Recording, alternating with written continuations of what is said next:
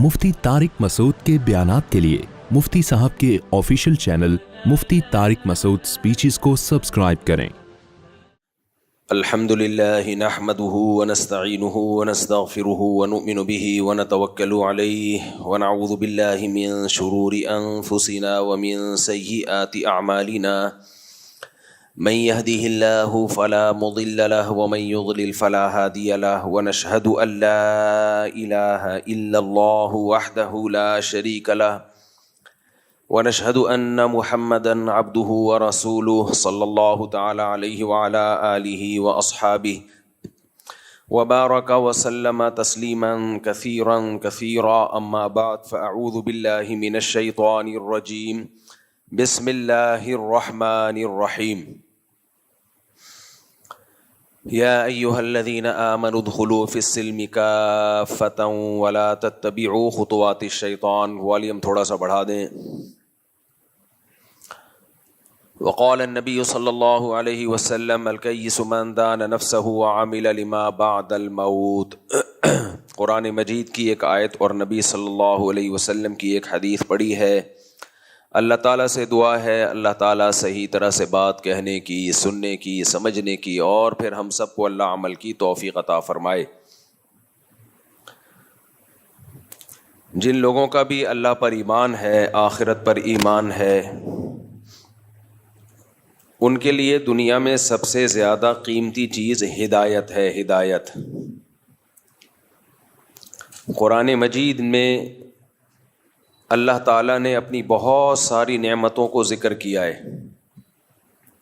ये वो नेमतें हैं जो अल्लाह ने इंसान को दी हैं। अलम नजअल लहू ऐनैन, हमने तुम्हारी आँखें बनाई, व लिसानन व शफ़तैन, ज़बान दी, कान दिए, फजअलनाहु समीअन बसीरा, इंसान को सुनता और देखता बनाया। ये सब की सब नेमतें अल्लाह की तरफ से हैं। ये नेमतें खुद ब खुद नहीं बन सकती। हमारे कान में सुनने का अमल इतना पेचीदा है, आवाज़ की लहरें जाके टकराती हैं और वो वाइब्रेशन पैदा करती हैं। उन वाइब्रेशन से रेज़ निकलती हैं, वो रेज़ फिर इलेक्ट्रिक रेज़ में कन्वर्ट होती हैं। वो पूरा ऐसा ख़ानदानी पेचीदा सिस्टम लगा हुआ है कि वो खुद ब खुद बन नहीं सकता। हमारे फिज़िक्स के टीचर थे, उनकी अच्छी बात ये थी कि वो जब फिज़िक्स के उसूल बयान करते तो अल्लाह की किबरियाई भी बयान करते थे। वो पहले ज़माने में टीचर, अब भी होते होंगे लेकिन हमारे ज़माने में ज़रा ज़्यादा होते थे इस तरह के टीचर्स। तो एक डॉक्टर के बारे में तहकीक बता रहे थे जो कान का बहुत बड़ा कोई स्पेशलिस्ट गुजरा है माजी में, गोरों में। तो बता रहे थे कि जब उसने कान पे रिसर्च की कि कान सुनता कैसे है, तो गैर मुस्लिम था वो, लेकिन बेइख्तियार उसके ज़बान से ये अल्फाज निकले कि जो इस कान को बनाने वाला है वो कैसा समीउम बसीर होगा, वो कैसा सुनने वाला होगा, जिसने सुनने का ऐसा पेचीदा आला इंसान को बनाया और इंसान की खोपड़ी में दो तरफ फिट कर दिया ताकि इधर से भी सुने और इधर से भी सुने। ला इलाहा इल्लल्लाह ये इवॉल्व होने का नतीजा नहीं हो सकता। मैं जो ये नज़रिया इर्तिक़ा पे इतना बोलता हूँ ना, इसलिए कि ये नज़रिया तुम्हें जहन्नम का ईंधन बना देगा। तुमने इसकी बेस पे खुदा का इनकार किया है, कोई हल्का काम नहीं किया। तो अल्लाह नहीं छोड़ेगा। आप कह दो कि हमारे कान इवॉल्व होके बने हैं, हमारा दिमाग इवॉल्व होके बना है, आंखें इवॉल्व होके बनी हैं, फेंकते रहो। फेंकने पर गवर्नमेंट की तरफ से कोई पाबंदी नहीं है, फेंकते रहो, अल्लाह नहीं छोड़ेगा। जो हमारा सेकुलर तबका है हमारी इस तरह की बातों से और ज़्यादा तंज करता है कि देखो इन मौलवियों के पास दलील तो होती नहीं है, जहन्नम की वईदें सुना रहे होते हैं।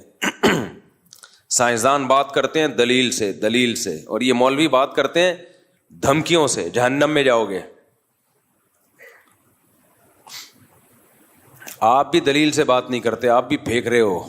खुदा की कसम नहीं बन सकती आंख, कान नहीं बन सकते।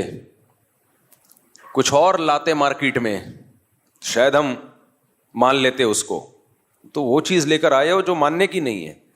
تمہاری ان بوسیدہ باتوں کی بیس پہ ہم اپنے بنانے والے کا انکار کریں؟ دنیا میں اس سے بڑا جرم کوئی نہیں ہوگا۔ دیکھو، لوگ جرم کی کوانٹٹی کو دیکھتے ہیں، کوالٹی کو نہیں دیکھتے۔ یہ بہت بڑی غلطی ہوتی ہے لوگوں سے۔ لوگ کہتے ہیں کہ جو شخص زیادہ گناہ کرتا ہے وہ بڑا مجرم ہے، اور جو کم گناہ کرتا ہے، جس کے گناہوں کی تعداد کم ہے، وہ چھوٹا مجرم ہے۔ میرا گلا پتہ نہیں کیوں بار بار بیٹھ رہا ہے۔ دنیا میں خوب سمجھ لو، جرم کی کوانٹٹی سے زیادہ ویلیو کس کی ہوتی ہے؟ کوالٹی کی۔ کس نوعیت کا جرم کیا؟ دیکھو، ایک آدمی نے چوری کی، مسجد سے چپل چوری کیے، ایک جرم کیا اس نے کہ نہیں کیا؟ پھر اس نے کیا کیا؟ ایک دن کوئی شخص گزر رہا تھا، اسے رکھ کے بلا وجہ تھپڑ لگا دیا، یہ بھی ظلم ہے۔ کتنے ٹوٹل گناہ ہو گئے اس کے؟ 2۔ یعنی آپ ایک ترازو لیں اور اس کے گناہ اس میں رکھنا شروع کریں۔ چپل چوری کا گناہ لا کے رکھ دیا، ½ کلو کا ویٹ ہو گیا اس کا، ٹھیک ہے۔ بلا وجہ جمشید کو تھپڑ لگا دیا، ½ کلو کا گناہ، اور یہ ٹوٹل گناہ کتنے ہو گئے؟ 1 کلو۔ پھر کہیں کسی کی غیبت کی، ہلکی پھلکی، زیادہ بڑی غیبت نہیں، اس کو موٹا کہہ دیا، اس کو پتلا کہہ دیا، اس طرح کی غیبت۔ غیبت کے بھی درجات ہوتے ہیں، کسی کو زانی کہہ دیا، یہ بہت بڑی غیبت ہے۔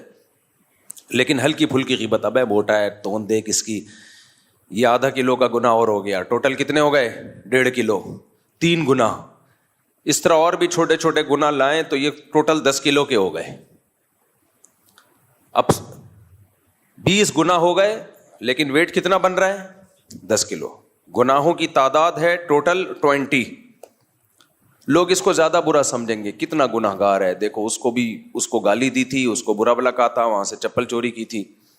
لیکن ایک دوسرا شخص ہے جس کی زندگی گناہوں سے بالکل پاک، نہ کبھی کسی کی غیبت کی اس نے، نہ کبھی مسجد سے چپل چوری کی ہے اس نے، نہ کبھی کسی کو تھپڑ مارا۔ ایک دن اٹھا اور اس نے جمشید کو قتل کر دیا۔ یہ گناہ کتنے ہیں؟ 1۔ اب ترازو کے پلڑے میں آپ یہ ایک گناہ لا کے رکھیں، آپ کا کیا خیال ہے؟ اس کا ویٹ 10 کلو ہوگا؟ 10,000 کلو ہوگا اس کا ویٹ۔ گناہ ایک ہے، لیکن یہ ایسا گناہ ہے کہ دنیا میں بھی اس کی سزا پھانسی کا پھندا، دنیا میں بھی اس کی سزا پھانسی کا پھندا ہے، اور آخرت میں اس کی سزا تو بہت ہی خطرناک۔ اعمال میں، بدعمالیوں میں سب سے بڑی سزا جو اللہ نے کسی گناہ پہ سنائی ہے وہ قتل ہے۔ جتنی سخت سزا اللہ نے قتل پہ سنائی ہے نا، قیامت کے دن قاتل کو جو سزا ملے گی، اتنی بڑی سزا مشرک کے علاوہ کسی کو نہیں ملے گی۔ ایک تو شرک ہے، وہ تو عقیدے سے اس کا تعلق ہے۔ اعمال میں قتل سے بڑی سزا اسلام میں کوئی بھی نہیں ہے۔ خوب سمجھ لو، قتل سے بڑی سزا بھی نہیں ہے، کسی کو واجب القتل قرار دینے سے بڑی سزا بھی نہیں ہے، کیونکہ آپ اس کے قتل کو حلال کر رہے ہو۔ تو یہ بھی آج کل پھر میں اس پہ بات کروں گا سوال جواب کے سیشن میں، کہ بات بات پہ فلاں واجب القتل، فلاں واجب القتل۔ تو سب سے زیادہ اسلام میں کسی چیز کی اگر کوئی ویلیو ہے نا تو انسانی جان ہے، انسانی جان۔ میدان جنگ میں بھی لڑائی ہو رہی ہے، ایک شخص نے کلمہ پڑھا، صحابی نے سوچا کہ یہ تو موت کے ڈر سے پڑھ لیا ہے اور قتل کر دیا۔ آپ صلی اللہ علیہ وسلم کس قدر غضبناک ہوئے۔ ان صحابی نے کہا یا رسول اللہ، انہوں نے تو موت کے ڈر سے کلمہ پڑھا تھا نا، ابھی میدان جنگ میں آمنے سامنے کھڑے ہوئے۔ تو آپ نے فرمایا ہلا شققت قلبہ، تم نے اس کے دل کو چیر کے دیکھا تھا؟ تو قتل نفس یا واجب القتل ہمارے ہاں سب سے ہلکی اور سستی چیز بن چکی ہے، اور مذہب کا لیبل لگا کے۔ تو خیر، تو آپ نے کیا کیا؟ ترازو کے دوسرے پلڑے میں لا کے رکھا قتل نفس۔ گناہ کتنے ہیں؟ 1۔ کوانٹٹی نہیں ہے، کوئی 10 20 15 40 گناہ نہیں ہے، بلکہ کوالٹی وائز یہ سب سے بھاری ہے، یہ بہت بھاری گناہ ہے۔ ایک گناہ ساری زندگی کی ساری نیکیوں کو چٹ کر جانے کے لیے کافی ہے۔ ہم سے غلطی یہ ہو رہی ہے کہ آج بھی ہم لوگوں کو ناپنے کے لیے یہ دیکھ رہے ہوتے ہیں اس کے اعمال میں کتنے گناہ ہیں، کتنی غلطیاں کرتا ہے، یہ کتنی مسٹیکس کرتا ہے، یہ نہیں دیکھتے کہ کس نوعیت کی مسٹیک کر رہا ہے، کس نوعیت کی غلطی کر رہا ہے. تبھی اسلام کا انسانیت کو جانچنے کا پیمانہ الگ ہے اور عام لوگوں کا انسانیت کو جانچنے کا پیمانہ الگ ہے. ہر ایک کے پیمانے الگ الگ ہیں. آج کل جو سیکولر لبرل لوگ ہیں وہ انسانوں کو کیسے جانچتے ہیں کہ یہ اچھے ہیں یا برے؟ کیسے جانچتے ہیں؟ نماز سے جانچتے ہیں کہ نماز پڑھتے ہیں کہ نہیں پڑھتے؟ بتاؤ. منہ سے بولو یار. ان سے اس سے کیا ہے؟ کہتے ہیں انسان اچھا ہونا چاہیے، بے شک نماز نہ پڑھے. اصل تو انسان ہے. اصل کیا ہے؟ انسان ہے. اصل تو انسان ہونا چاہیے. اچھا بھائی، اصل انسان کا کیا مطلب ہے؟ اصل انسان یہ ہے کہ اصل انسان ہونا چاہیے. 2-3 چیزیں ہی رہ گئی ہیں بس. کسی کا دل نہ دکھائے، کسی کو منع نہ کرے، اور لوگوں کے ساتھ تعاون کرے. کبھی کوئی ضرورت پڑ جائے تو اچھا سلوک کرے لوگوں کے ساتھ. بس یہ ہے. ٹوٹل ختم. انسانیت یہاں پہ کیا ہو گئی؟ اینڈ. کافر کا یہ کرائٹیریا ہے. آج ایک غیر مسلم عیسائی ہے، غیر کسی اور ملک میں رہتا ہے، وہ مسلمانوں پہ بہت برس رہا تھا. کہہ رہا تھا بتاؤ دنیا میں سب سے زیادہ گالیاں دینے والے لوگ کون سے ہیں؟ کمنٹس میں بتائیے. نیچے لوگوں نے لکھا مسلمز. بتاؤ دنیا میں سب سے زیادہ لڑاکا کون ہے؟ نیچے لوگوں نے لکھا مسلمز. اچھا وہ خود عیسائی تھا. میں نہیں کہہ رہا سارے عیسائی ایسے ہوتے ہیں، یہاں جو عیسائی رہتے ہیں تو بہت اچھے طریقے سے رہتے ہیں، لیکن ہر طرح کے لوگ ہر جگہ ہوتے ہیں. تو کہہ رہے بتاؤ سب سے بڑے دہشت گرد کون ہیں؟ نیچے لکھا ہوا تھا مسلم.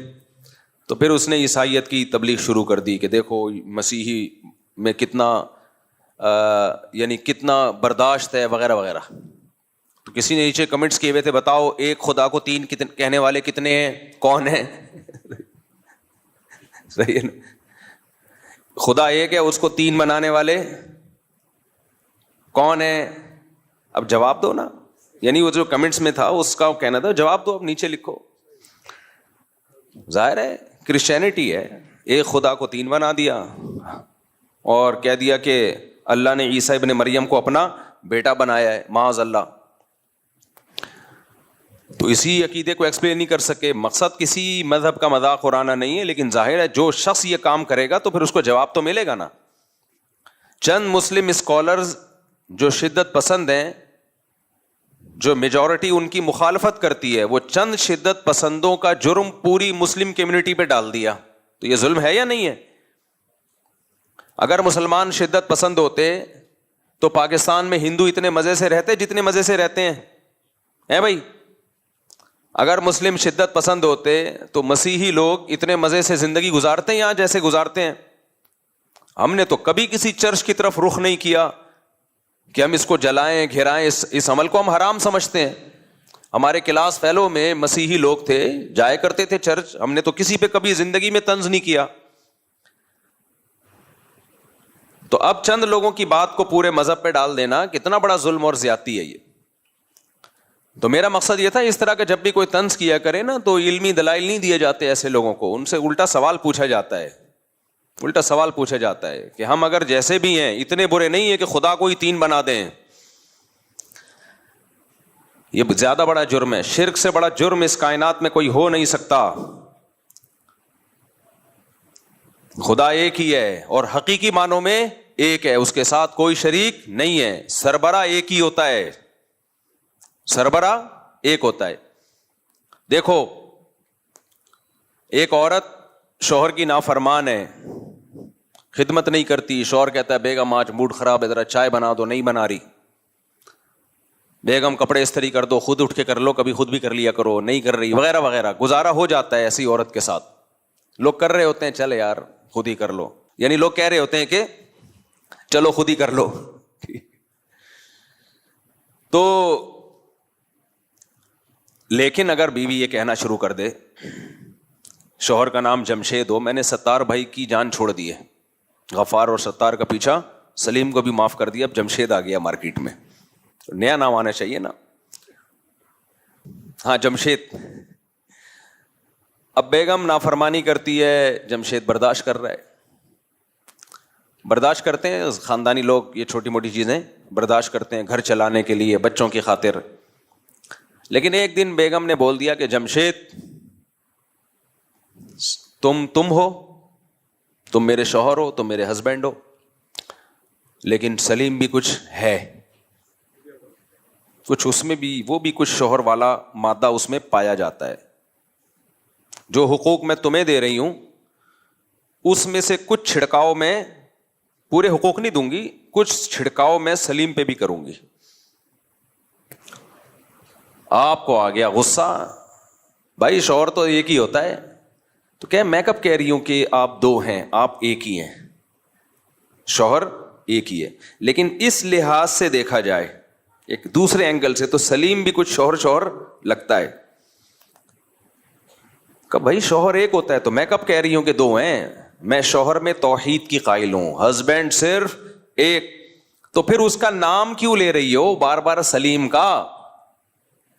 اس کو کچھ بھی رائٹس شوہر والے, ہسبینڈ والے کیوں دے رہی ہو؟ کیا تم اس کو بھی ہسبینڈ مانتی ہو؟ نہیں, میں اس کو ہسبینڈ نہیں مانتی. تو پھر اس کو بیچ میں کیوں گھسیڑ رہی ہو؟ کیا لگتا ہے سلیم؟ تو کیا شوہر یہ جو منطق ہے یہ مان لے گا کہ ہوں تو ایک ہی, لیکن اس لحاظ سے دیکھا جائے تو وہ بھی ہے. الہ معبود صرف ایک اللہ. عیسیٰ ابن مریم, سیدہ مریم کا اس الوہیت میں اللہ کے ساتھ کوئی شرکت نہیں ہے. عیسیٰ علیہ السلام اللہ کے بیٹے, نہ اللہ نے ان کو جنا ہے, اور لم یتخذ ولدا, نہ اللہ نے ان کو اولاد ٹھہرایا ہے. عیسائی یہ کہتے ہیں ٹھیک ہے اللہ نے جنا نہیں ہے عیسیٰ ابن مریم کو, لیکن اپنا بیٹا بنا لیا ہے. بیٹا بنانے کے لیے جنس کا ہونا ضروری ہے, اسی جنس کا ہوتا ہے تو اس کو بیٹا بنایا جاتا ہے. مجھے ایک بات بتاؤ, آپ کبھی کسی انسان کے علاوہ کسی مخلوق کو بیٹا بناؤ گے؟ آپ اسی مخلوق کو بیٹا بناؤ گے جو آپ کی جنس میں سے ہو. لے پالک بچہ لے لو گے آپ, کسی پڑوسی کا بچہ لے لیا, اپنے بھائی کا بچہ لے کے اپنا بیٹا ٹھہرا لیا اس کو آپ نے. یہ نہیں ہو سکتا کہ آپ نے کوئی اور چیز جو مخلوقی الگ تھی, الگ ہی مخلوق ہے, اس کو بیٹا بنا لیا. لوگ کہیں گے مثال کے طور پر کوئی بلی گھر میں تھی آپ کے, آپ نے اس کو بیٹی بنا لیا, نہیں بن سکتی وہ. ہاں یہ کہیں گے بھائی محبت سے آپ اس کو کیا کہہ رہے ہیں, بیٹی کہہ رہے ہیں. اول تو بلی کو یا کسی اور مخلوق کو اتنی محبت کوئی دیتا نہیں, لیکن چلو دے دیا آپ نے. محبت میں تو کسی کو بھی کچھ بھی کہا جا سکتا ہے. اپنے سے بڑی عمر کے آدمی کو بھی کیا کہا جا سکتا ہے, بیٹا, حالانکہ وہ بیٹا ہو ہی نہیں سکتا. بھائی آپ کی عمر تھی 40 سال, ایک بچہ آیا, بچہ نہیں بڑا آدمی آیا 41 سال کا, آپ اس کو اور بیٹا کیا حال ہے, وہ تیش میں آ گیا کہ میں تیرا بیٹا کہاں سے ہو گیا, میں پہلے پیدا ہوا ہوں اور تو بعد میں. تو آپ کیا کہو گے, میں پیار سے بیٹا کہہ رہا ہوں, حقیقت میں میرا بیٹا مراد نہیں ہے. تو اگر اس سینس میں عیسیٰ ابن مریم کو بیٹا کہا جاتا ہے کہ اللہ نے بیٹا ٹھہرا لیا محبت کی, تو پھر ہر محبوب کو کہنا چاہیے نا, پھر تو ہر محبوب کو کہنا چاہیے مجازن. لیکن عیسائی کہتے ہیں نہیں, حضرت نوح علیہ السلام بھی اللہ کے چہیتے, آدم علیہ السلام بھی اللہ کے چہیتے, ابراہیم علیہ السلام بھی اللہ کے چہیتے, مگر کہتے ہیں نہیں, بیٹا کس کو ٹھہرایا, عیسیٰ ابن مریم کو. تو اس کا مطلب آپ بیٹے سے وہ محبوب یا مجازن بیٹا مراد نہیں لے رہے, آپ حقیقی بیٹا بنا رہے ہو. اور جب حقیقی بیٹا کسی کو کہا جاتا ہے تو حقیقی بیٹا وہ ہوتا ہے جس کو آپ نے جنا ہو. پھر کہتے ہیں کہ نہیں جنا بھی نہیں ہے. بھائی سیدھا کیوں نہیں کہہ دیتے معبود صرف ایک ہے, لیس کمثلہ شیء, اس جیسا کوئی دوسرا نہیں ہے. کیونکہ بیٹے کے لیے آپ کی جنس کا ہونا ضروری ہے. انسان کو بیٹا بناتا ہے, کسی اور مخلوق کو بیٹا, فرشتے کو بیٹا نہیں بنا سکتا. تو اسی طرح اللہ اگر بیٹا بنائے گا معاذ اللہ نقل کفر نباشت, تو وہ اللہ ہی ہوگا, اللہ جیسا ہوگا کوئی. جبکہ عیسیٰ ابن مریم نہ اللہ جیسے. آپ کہتے ہیں وہ اللہ جیسے تھے, تو پھر یہی تو شرک ہے کہ آپ نے اللہ جیسا کسی کو ٹھہرا لیا. اللہ کہتے ہیں میرے جیسا صرف میں ہوں. اور کمال یہ کہ اللہ جیسا ٹھہرا کے پھر عیسیٰ ابن مریم کو پکارتے بھی ہیں. پکارنا کس کا حق ہے؟ بولو اللہ کا. دیکھو کچھ رائٹس ایسے ہوتے ہیں, کچھ معاملات ایسے ہوتے ہیں جو کسی خاص شخصیت کے ساتھ خاص ہوتے ہیں, وہ حقوق آپ کسی اور کو نہیں دے سکتے, وہ کسی اور کو نہیں دے سکتے. آپ اگر کسی اور کو دو گے تو یہ شرک ہو جائے گا, پھر یہ شرک ہو جائے گا. جیسے یہ عاشقین ہوتے ہیں نا, عاشقین یہ کہتے ہیں محبت میں شرک نہیں ہوتا. عاشق اپنی معشوقہ سے کیا کہتا ہے؟ معشوقہ کہتی ہے تمہارے موبائل میں تو جمشید کے نام سے ہم نے سرچ کیا تو پتہ چلا وہ جمشیدہ نکلی. تو یہ جواب میں کیا کہتا ہے؟ میں محبت میں شرک برداشت نہیں کرتا, صرف تم ہو میری. کہتا ہے نا, تو کیا مطلب اسے اپنی ماں سے محبت نہیں ہے؟ ماں سے بھی تو محبت ہے, باپ سے بھی تو محبت ہے, لیکن اپنی محبوبہ کو کیا کہہ رہے ہیں؟ محبت میں شرکت نہیں کرتا. کیا مطلب؟ محبوبہ یا بیوی سے جس قسم کی محبت کی جاتی ہے وہ والی محبت ماں اور باپ سے نہیں کی جاتی. ماں اور باپ سے جس قسم کی محبت کی جاتی ہے وہ والی محبت محبوبہ یا اولاد سے بولو نہیں کی جا سکتی. تو اس سے پتہ چلتا ہے کہ ہر محبت دوسرے سے ڈفرینٹ قسم کی ہوتی ہے. تو جس محبت میں شرک کی اجازت ہے وہاں کر سکتے ہو, جس محبت میں شرک کی اجازت نہیں ہے وہاں نہیں کر سکتے. عورت کو اسلام نے, غیرت نے اور فطرت نے اجازت نہیں دی کہ جمشید کو جب آپ نے اپنا ہسبینڈ بنا لیا تو یہ ہسبینڈ والی محبت آپ سلیم یا غفار کو دیں. اجازت دی ہے؟ یا دنیا کا کوئی قانون اجازت دیتا ہے اس کو؟ اب میں مثالوں سے بات سمجھاتا ہوں تاکہ میرا دعویٰ سمجھ میں آئے, اور دعا کرو یہ مائک ٹھیک ہو جائے. یہ جو نیٹ پہ جا رہا ہوتا ہے نا, ان کو نہیں پتہ چل رہا ہوتا کہ مائک خراب ہے, کیونکہ وہ تو ریکارڈنگ سے ہو رہا ہے نا. یہاں مجھے پتہ چل رہا ہوتا ہے کبھی آواز ایک دم آ رہی ہے, کبھی مارکیٹ سے شارٹ ہو رہی ہے. تو اب مجھے ایک بات بتاؤ, ایک عورت اپنے ہسبینڈ سے محبت کرتی ہے اور کہتی ہے میں صرف تم سے محبت کرتی ہوں, کوئی دوسرا شخص بیچ میں کھڑا ہوا ہے, وہ کہہ رہا ہے کیا مطلب, وہ اپنے باپ سے نہیں کرتی, اپنے بیٹوں سے محبت نہیں کرتی؟ تو وہ کیا کہے گی؟ تو پاگل ہے, تو سمجھتا نہیں ہے بات کو, سمجھتا نہیں ہے بات کو, نکل پڑتا ہے رات کو. بھائی ہسبینڈ سے جب یہ کہا جاتا ہے مجھے صرف تم سے محبت ہے, تو مطلب جو ہسبینڈ والی محبت ہے وہ صرف تم سے ہے. باپ والی محبت, اولاد والی محبت کی یہاں بات ہی نہیں ہو رہی ہے.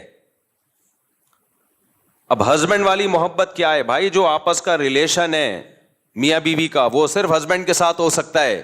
عشق معاشقہ صرف ہسبینڈ کے ساتھ ہو سکتا ہے, کسی اور کے ساتھ نہیں ہو سکتا. تو اسی طرح خوب اچھی طرح سمجھ لو, معبود سے بھی خاص قسم کی محبت کی جاتی ہے. وہ محبت میں آپ معبود یعنی اللہ کے ساتھ کسی کو شریک نہیں کر سکتے, اس میں اللہ کے ساتھ کسی کو شریک نہیں. وہ کون سی محبت ہے؟ وہ اس محبت کی بنا یہ ہے کہ اللہ وہ ذات ہے جو علی کل شیء قدیر اور علم اس کا کامل. اللہ کا علم بھی کامل ہے اور وہ سب کچھ کر سکتا ہے, ہمارے نفع اور نقصان کا مالک ہے وہ.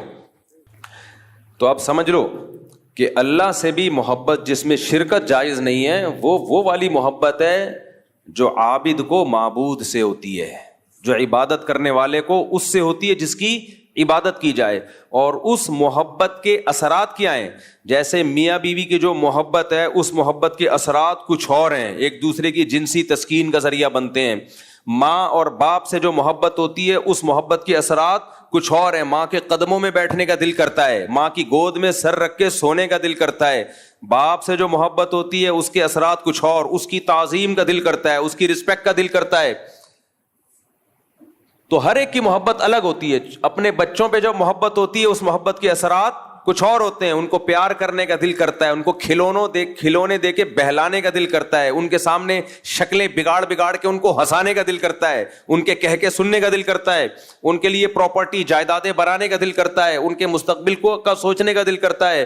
تو اسی طرح خوب سمجھ لو کہ اللہ سے جب محبت ہوتی ہے اس کی عبادت کا دل کرتا ہے, اور عبادت کا جزو اعظم ہے دعا. اللہ کرے یہ بات اچھی طرح سمجھ میں آ جائے. اس کو پکارنے کا دل کرتا ہے کہ مصیبت میں کس کو پکارا جائے گا؟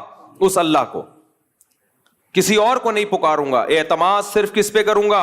اس اللہ پہ۔ یہاں پھر وہ لوگ مشرکین بولتے ہیں کہ اللہ کے علاوہ نہیں تم پکارتے، پولیس کو نہیں پکارتے ہیلپ لائن میں؟ ہیں بھائی، تم جب سمندر میں ڈوب رہے ہوتے ہو تو ہیلی کاپٹر وہ ریسکیو ٹیم کو نہیں پکارتے؟ بھائی یہاں پکار کا مطلب وہ پکار جو اسباب سے ہٹ کرو۔ ہمارے معبود کو، اللہ کے پاس یہ طاقت ہے کہ جب سارے اسباب فیل ہو جائیں تو وہ ان ناکامی کے نقشوں میں کامیابی پیدا کر سکتا ہے، اور ناکامی کا کوئی سبب بھی نہ ہو، کامیابی کے نقشوں میں ناکامی پیدا کر سکتا ہے۔ وہ کچھ کرنے کے لیے کسی سبب اور لاجک کا محتاج نہیں ہے۔ جو اپنی قدرت سے کان بنا سکتا ہے، کتنی پیچیدہ مشین کھوپڑی میں لگا دی اس نے، اور کیسے ایک پانی کے قطرے میں جس کو منی کہا جاتا ہے ایسے سافٹ ویئر ڈال دیے کہ وہ ماں کے پیٹ میں رحم میں جب وہ جاتا ہے قطرہ، اسی میں آنکھ، اسی میں کان، اسی میں ناک، اسی میں دل، اسی میں دماغ، اسی میں لیور، یہ ساری چیزیں فٹ فاٹ بن کے 9 مہینے میں بچہ آیا مارکیٹ میں، اور جیسے ہی مارکیٹ میں آیا فوراً مارکیٹ میں اس دودھ بھی اویلیبل ہے اس کے لیے ماں کی چھاتیوں میں۔ اتنا تو دنیا کی کوئی گورنمنٹ بیدار نہیں ہوتی۔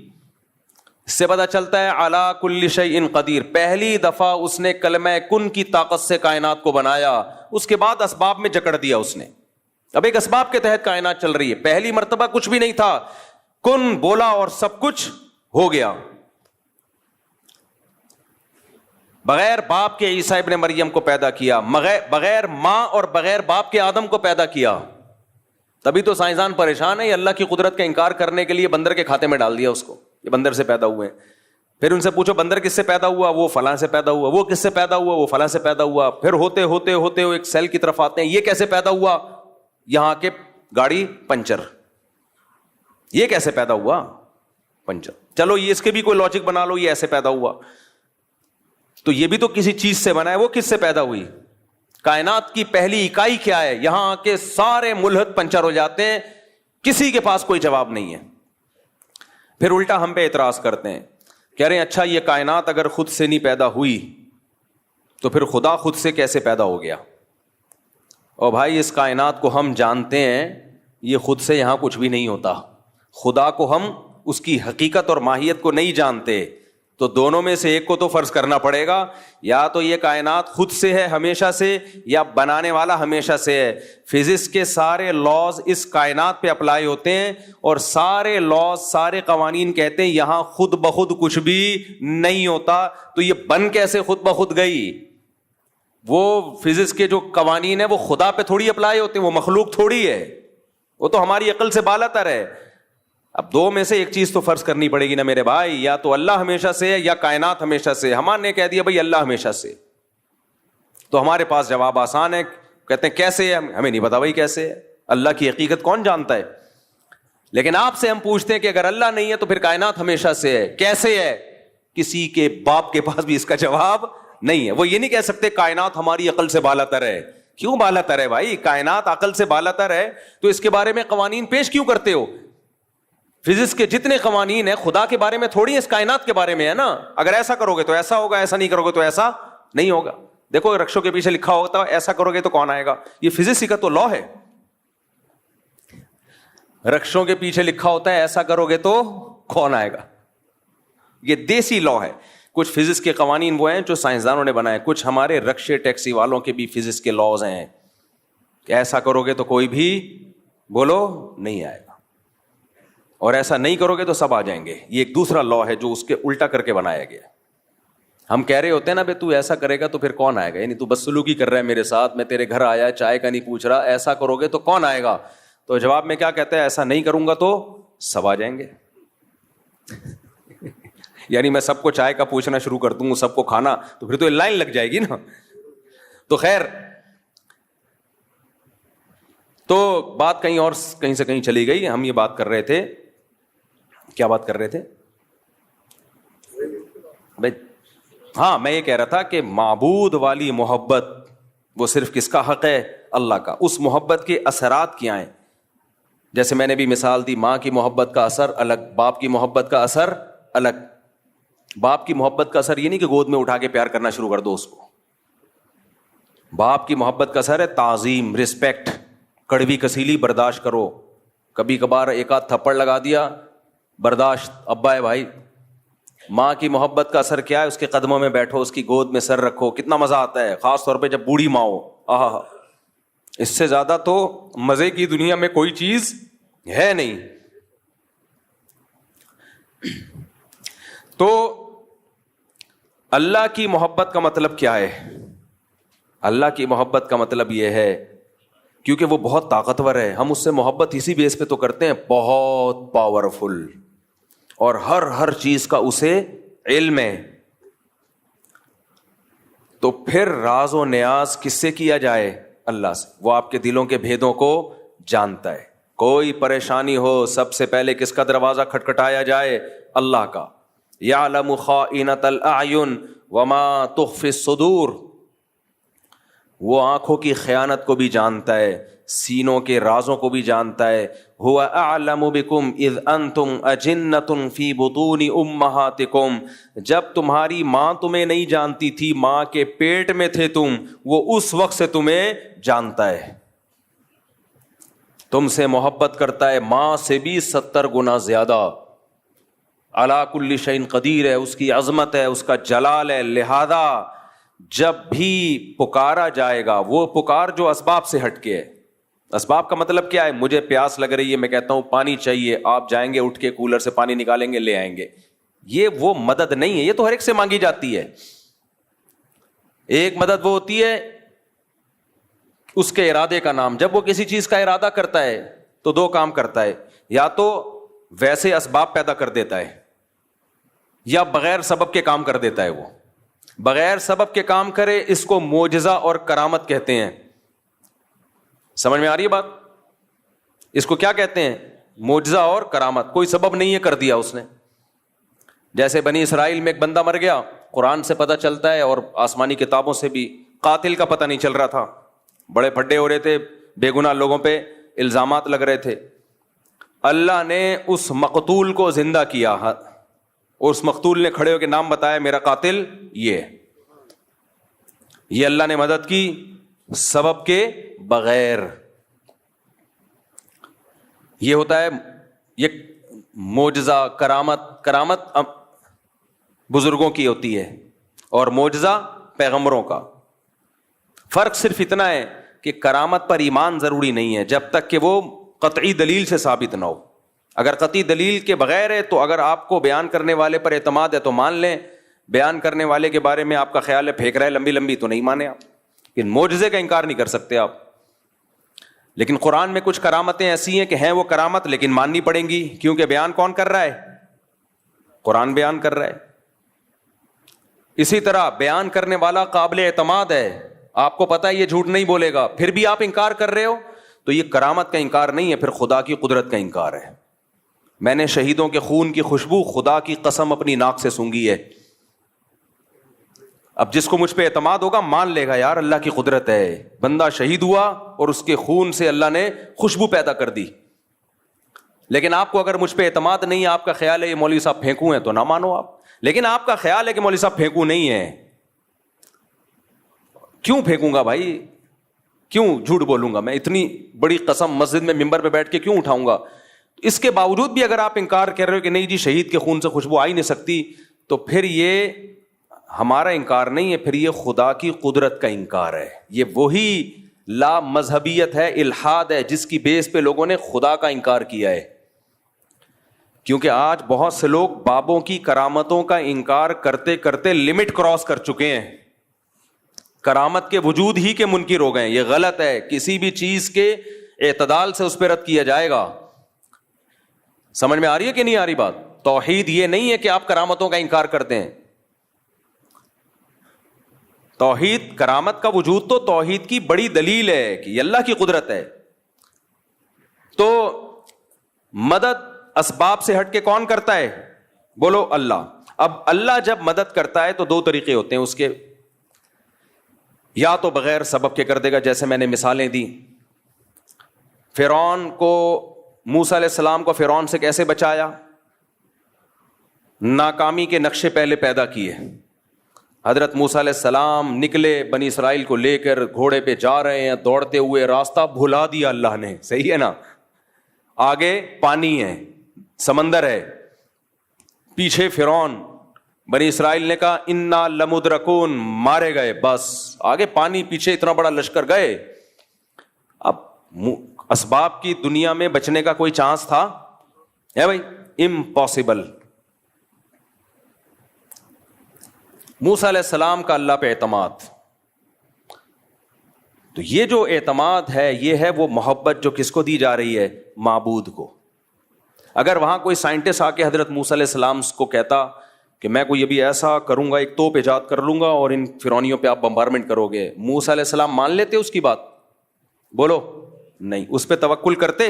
نہ بھائی, اسباب کی دنیا میں ممکن نہیں ہے, ایسا نہیں ہو سکتا, اتنی جلدی کچھ بھی نہیں ہو سکتا.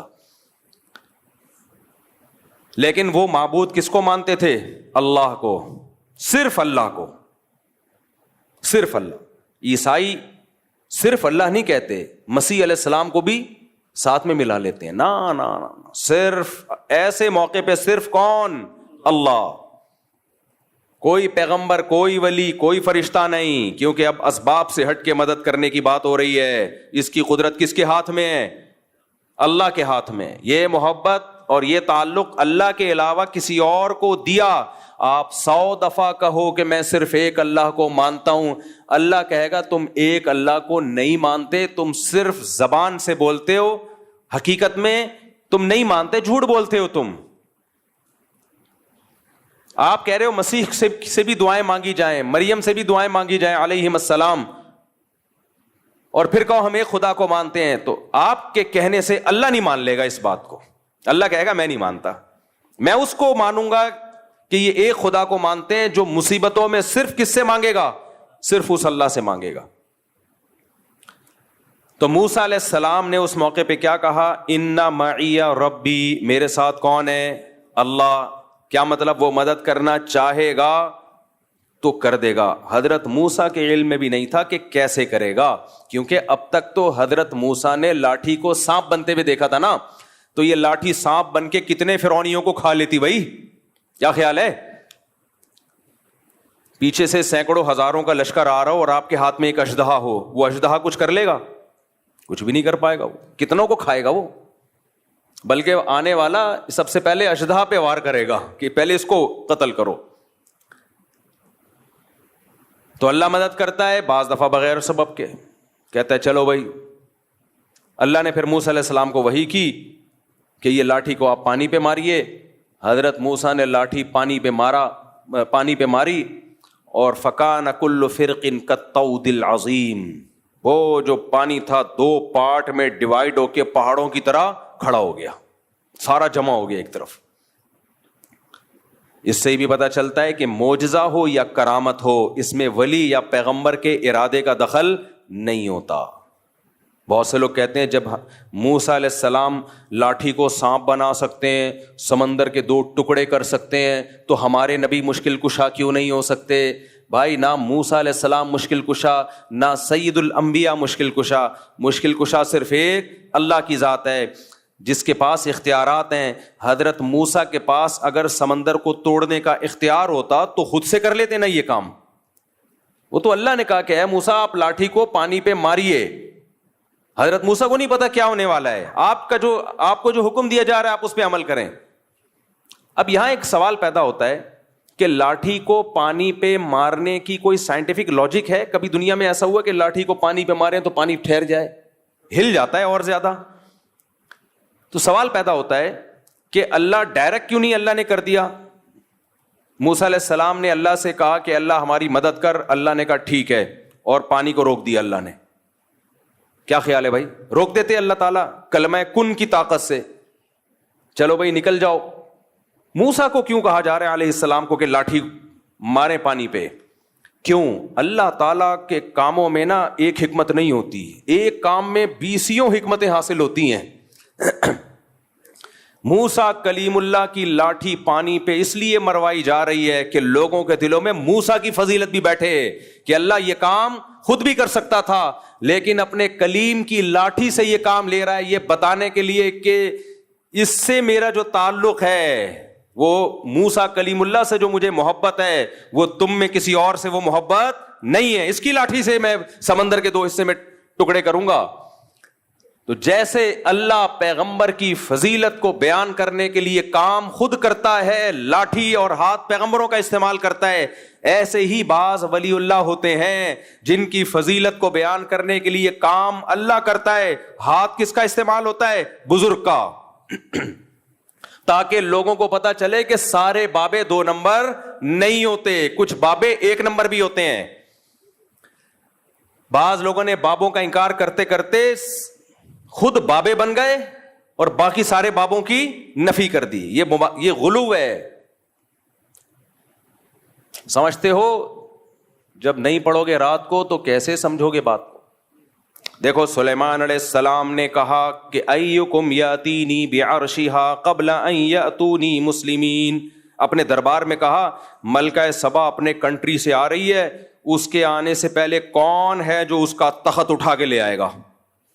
ایک جننے کا میں لے آؤں گا, اتنی ٹائم لگے گا اس میں. ایسا نہیں ہوگا ڈھن گیا, تھوڑا ٹائم لگتا ہے آنے میں اور جانے میں. ایک بزرگ تھے جن کے پاس انجیل کا زبور کا علم تھا, انہوں نے کہا انا آتیک بہ قبل ان یرتد الیک طرفک, اے پیغمبر آپ کی پلک جھپکنے سے پہلے میں وہ تخت حاضر کروں گا. یہ کہا اور تخت حاضر. تو یہ کیا تھا؟ معجزہ تھا یا کرامت تھی؟ کرامت, کیونکہ غیر نبی کے ہاتھ پہ. اور ہر ولی کی کرامت پیغمبر کا معجزہ ہوتا ہے, پیغمبر کا معجزہ, کیونکہ وہ ولی کے ہاتھ پہ کرامت اسی لیے ظاہر ہوتی ہے کہ وہ اس پیغمبر پر ایمان لاتے ہیں. اگر ایمان نہ لاتے تو وہ کرامت ظاہر نہیں ہوتی.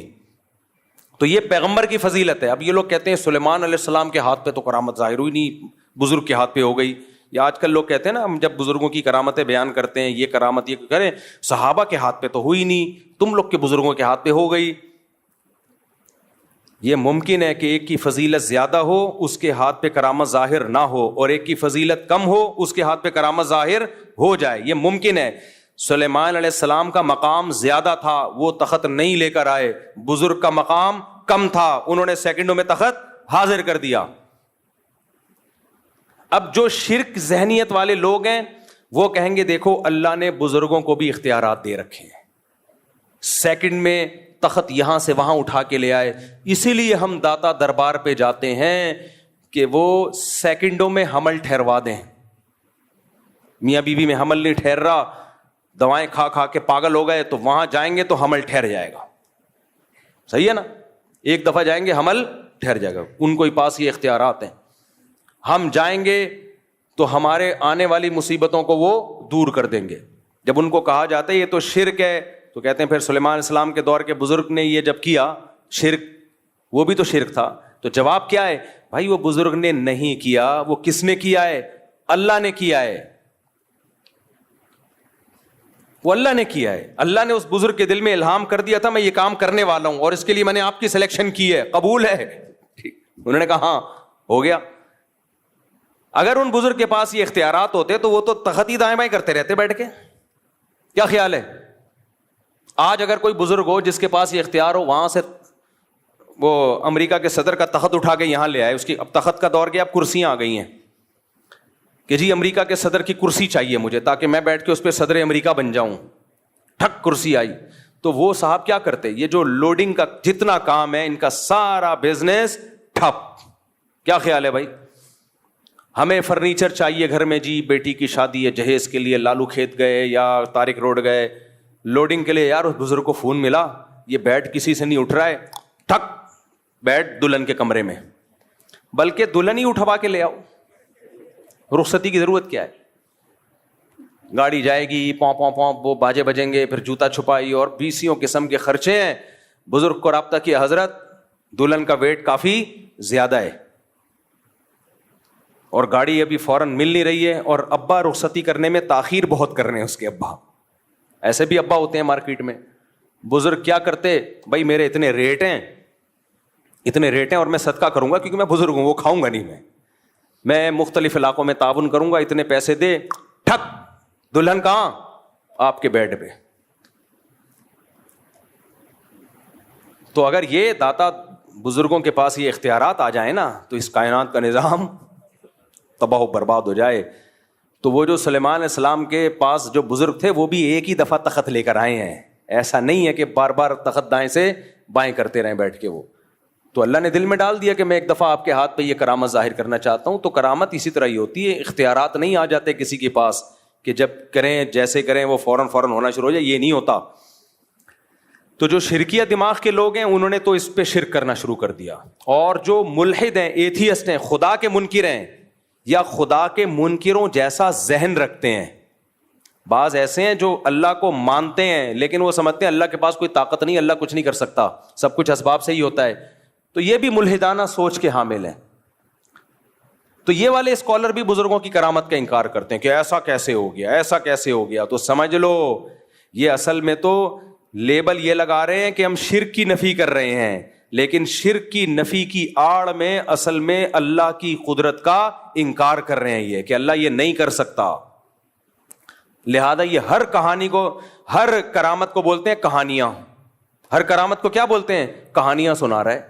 بھائی کچھ کرامت کے واقعات مستند ذریعے سے ہوتے ہیں. فضائل اعمال میں جو کرامت کے واقعات بیان کیے گئے ہیں وہ شیخ الحدیث مولانا زکریا نے خود بیان نہیں کیے, وہ جن لوگوں کی کتابوں سے بیان کیے ہیں وہ سارے مستند لوگ ہیں. ان میں بہت سے تو بخاری مسلم اور حدیث کی کتابوں کے راوی ہیں. اگر آپ ان کو جھوٹا قرار دو گے تو آپ کو حدیث پہ اعتماد ختم ہو جائے گا. تبھی یہ جتنے لوگ ہیں نا جو فضائل اعمال کی کرامتوں پہ اعتراض کرتے ہیں, یہ مولانا زکریا کو تو بولتے ہیں کہ انہوں نے کہانیاں سنائی ہیں. جس کتاب سے مولانا زکریا نے وہ کرامت کا واقعہ لیا ہوتا ہے اس کتاب کے مصنف کو کبھی نہیں کہتے کہ یہ جھوٹا ہے. نہیں آ رہی میرا خیال ہے بات. تبھی فضائل اعمال, فضائل صدقات کی کرامتوں کے واقعات پہ کوئی بھی اعتراض کرے نا تو فوراً بولو کہ ٹھیک ہے تو اپنی بات پہ قائم رہنا. جس کتاب سے انہوں نے کرامت لی ہے اصل میں تو اس کتاب کا مؤلف جھوٹا ہے نا, تو بول کہ اس کتاب کا مؤلف جھوٹا ہے. پھر جب وہ بولے تو پھر آپ بتاؤ کہ اس کتاب کا مؤلف کیا تھا, اس کی حیثیت محدثین کی نظر میں کیا تھی. تبھی یہ جتنے لوگ ہیں یہ بس امت میں تفرقہ پھیلاتے ہیں. تو اعتدال کی راہ کیا ہے؟ نہ تو ہر بزرگ کی کرامت کو مانا جائے, یہ ٹاپک سے میں ہٹ گیا, دوبارہ اصل ٹاپک پہ آ رہا ہوں. نہ تو ہر بزرگ کی کرامت کو مانا جائے گا, ایک بات. مستند ذریعے سے جو کرامت ہوگی اس کو مانا جائے گا. دوسری بات, کرامت کا مطلب کیا ہے؟ اختیارات کسی کے پاس نہیں ہے. کبھی کبھار اللہ کسی کی فضیلت کو بیان کرنے کے لیے, جیسے سلیمان علیہ السلام کے دربار میں کوئی بزرگ تھے, اللہ والے ہوں گے, کوئی جانتا نہیں تھا ان کو, اللہ نے ان کی بزرگی کو ظاہر کرنے کے لیے ان کے ہاتھ پہ کرامت ظاہر کر دی کہ دیکھو یہ بھی میرے نیک بندے ہیں. تو کبھی اللہ ایسا کر دیتا ہے, لیکن اس کا یہ مطلب نہیں ہے کہ اب ہم اس کو پکارنا شروع کر دیں. اختیارات کس کے ہاتھ میں ہیں؟ اللہ کے ہاتھ میں. اختیارات اللہ کے ہاتھ میں تھے, پھر اس نے موسیٰ کی لاٹھی سے, موسیٰ علیہ السلام کی لاٹھی سے سمندر کے 2 ٹکڑے کر دیے. کیے کس نے؟ اللہ نے. تو سمندر کے 2 ٹکڑے کروانے ہو تو کس کو پکارا جائے گا؟ اللہ کو. پھر اللہ کی مرضی بھائی. تو اللہ 2 طرح سے مدد کرتا ہے, ایک اسباب سے ہٹ کے, جیسے موسیٰ علیہ السلام کی مدد کی, کوئی سبب نہیں ہے, سمندر کو 2 ٹکڑے میں ڈیوائڈ کر دیا, چلو بھائی چلو یہاں سے جاؤ. جب فرعون آیا دوبارہ ملا دیا اللہ نے. اس طرح سے بھی اللہ مدد کرتا ہے. اور ایک یہ کبھی کبھار ہوتا ہے, یہ اللہ کی عادت بولو نہیں ہے. عادت اللہ کی اسباب پیدا کرے گا. اللہ کی عادت کیا ہے؟ مثال کے طور پر آپ کمارے چھڑے چھاٹ اللہ سے دعا مانگ رہے ہو میں بھی صاحب اولاد بن جاؤں, تو ایسا نہیں ہوگا آپ کو حمل ٹھہر جائے اور بچہ پیدا ہو جائے. نا. یا کوئی لڑکی دعا مانگ رہی ہے اللہ بغیر شوہر کے اولاد دے دے, اولاد دے دے.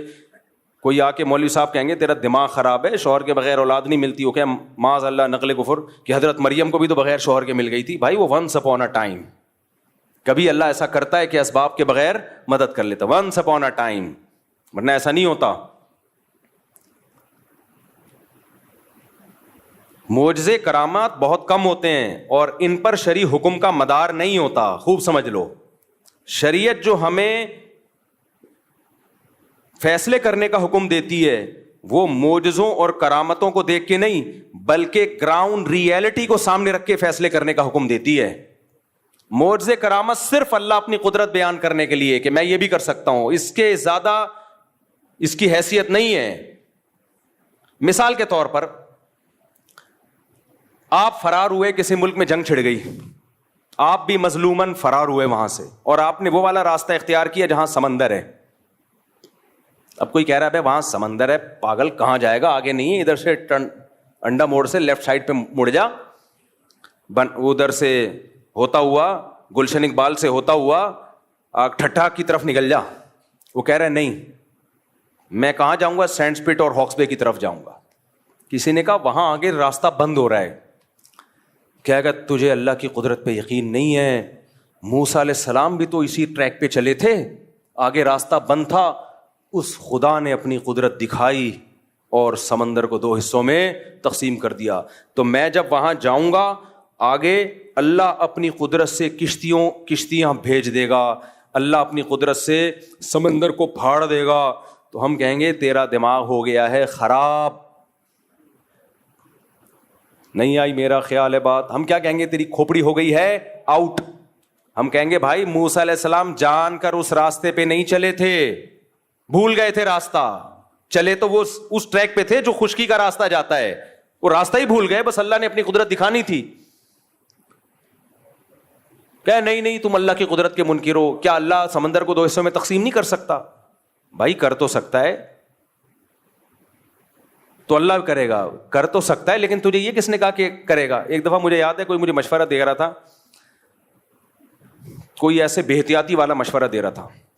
میں نے کہا یار حالات ٹھیک نہیں ہے, اس طرح میرا جانا ایسے موقع پہ وہاں ٹھیک نہیں ہے, آج کل تھریٹس بہت ہیں, تھوڑا پرانی بات ہے, جان کا خطرہ ہے.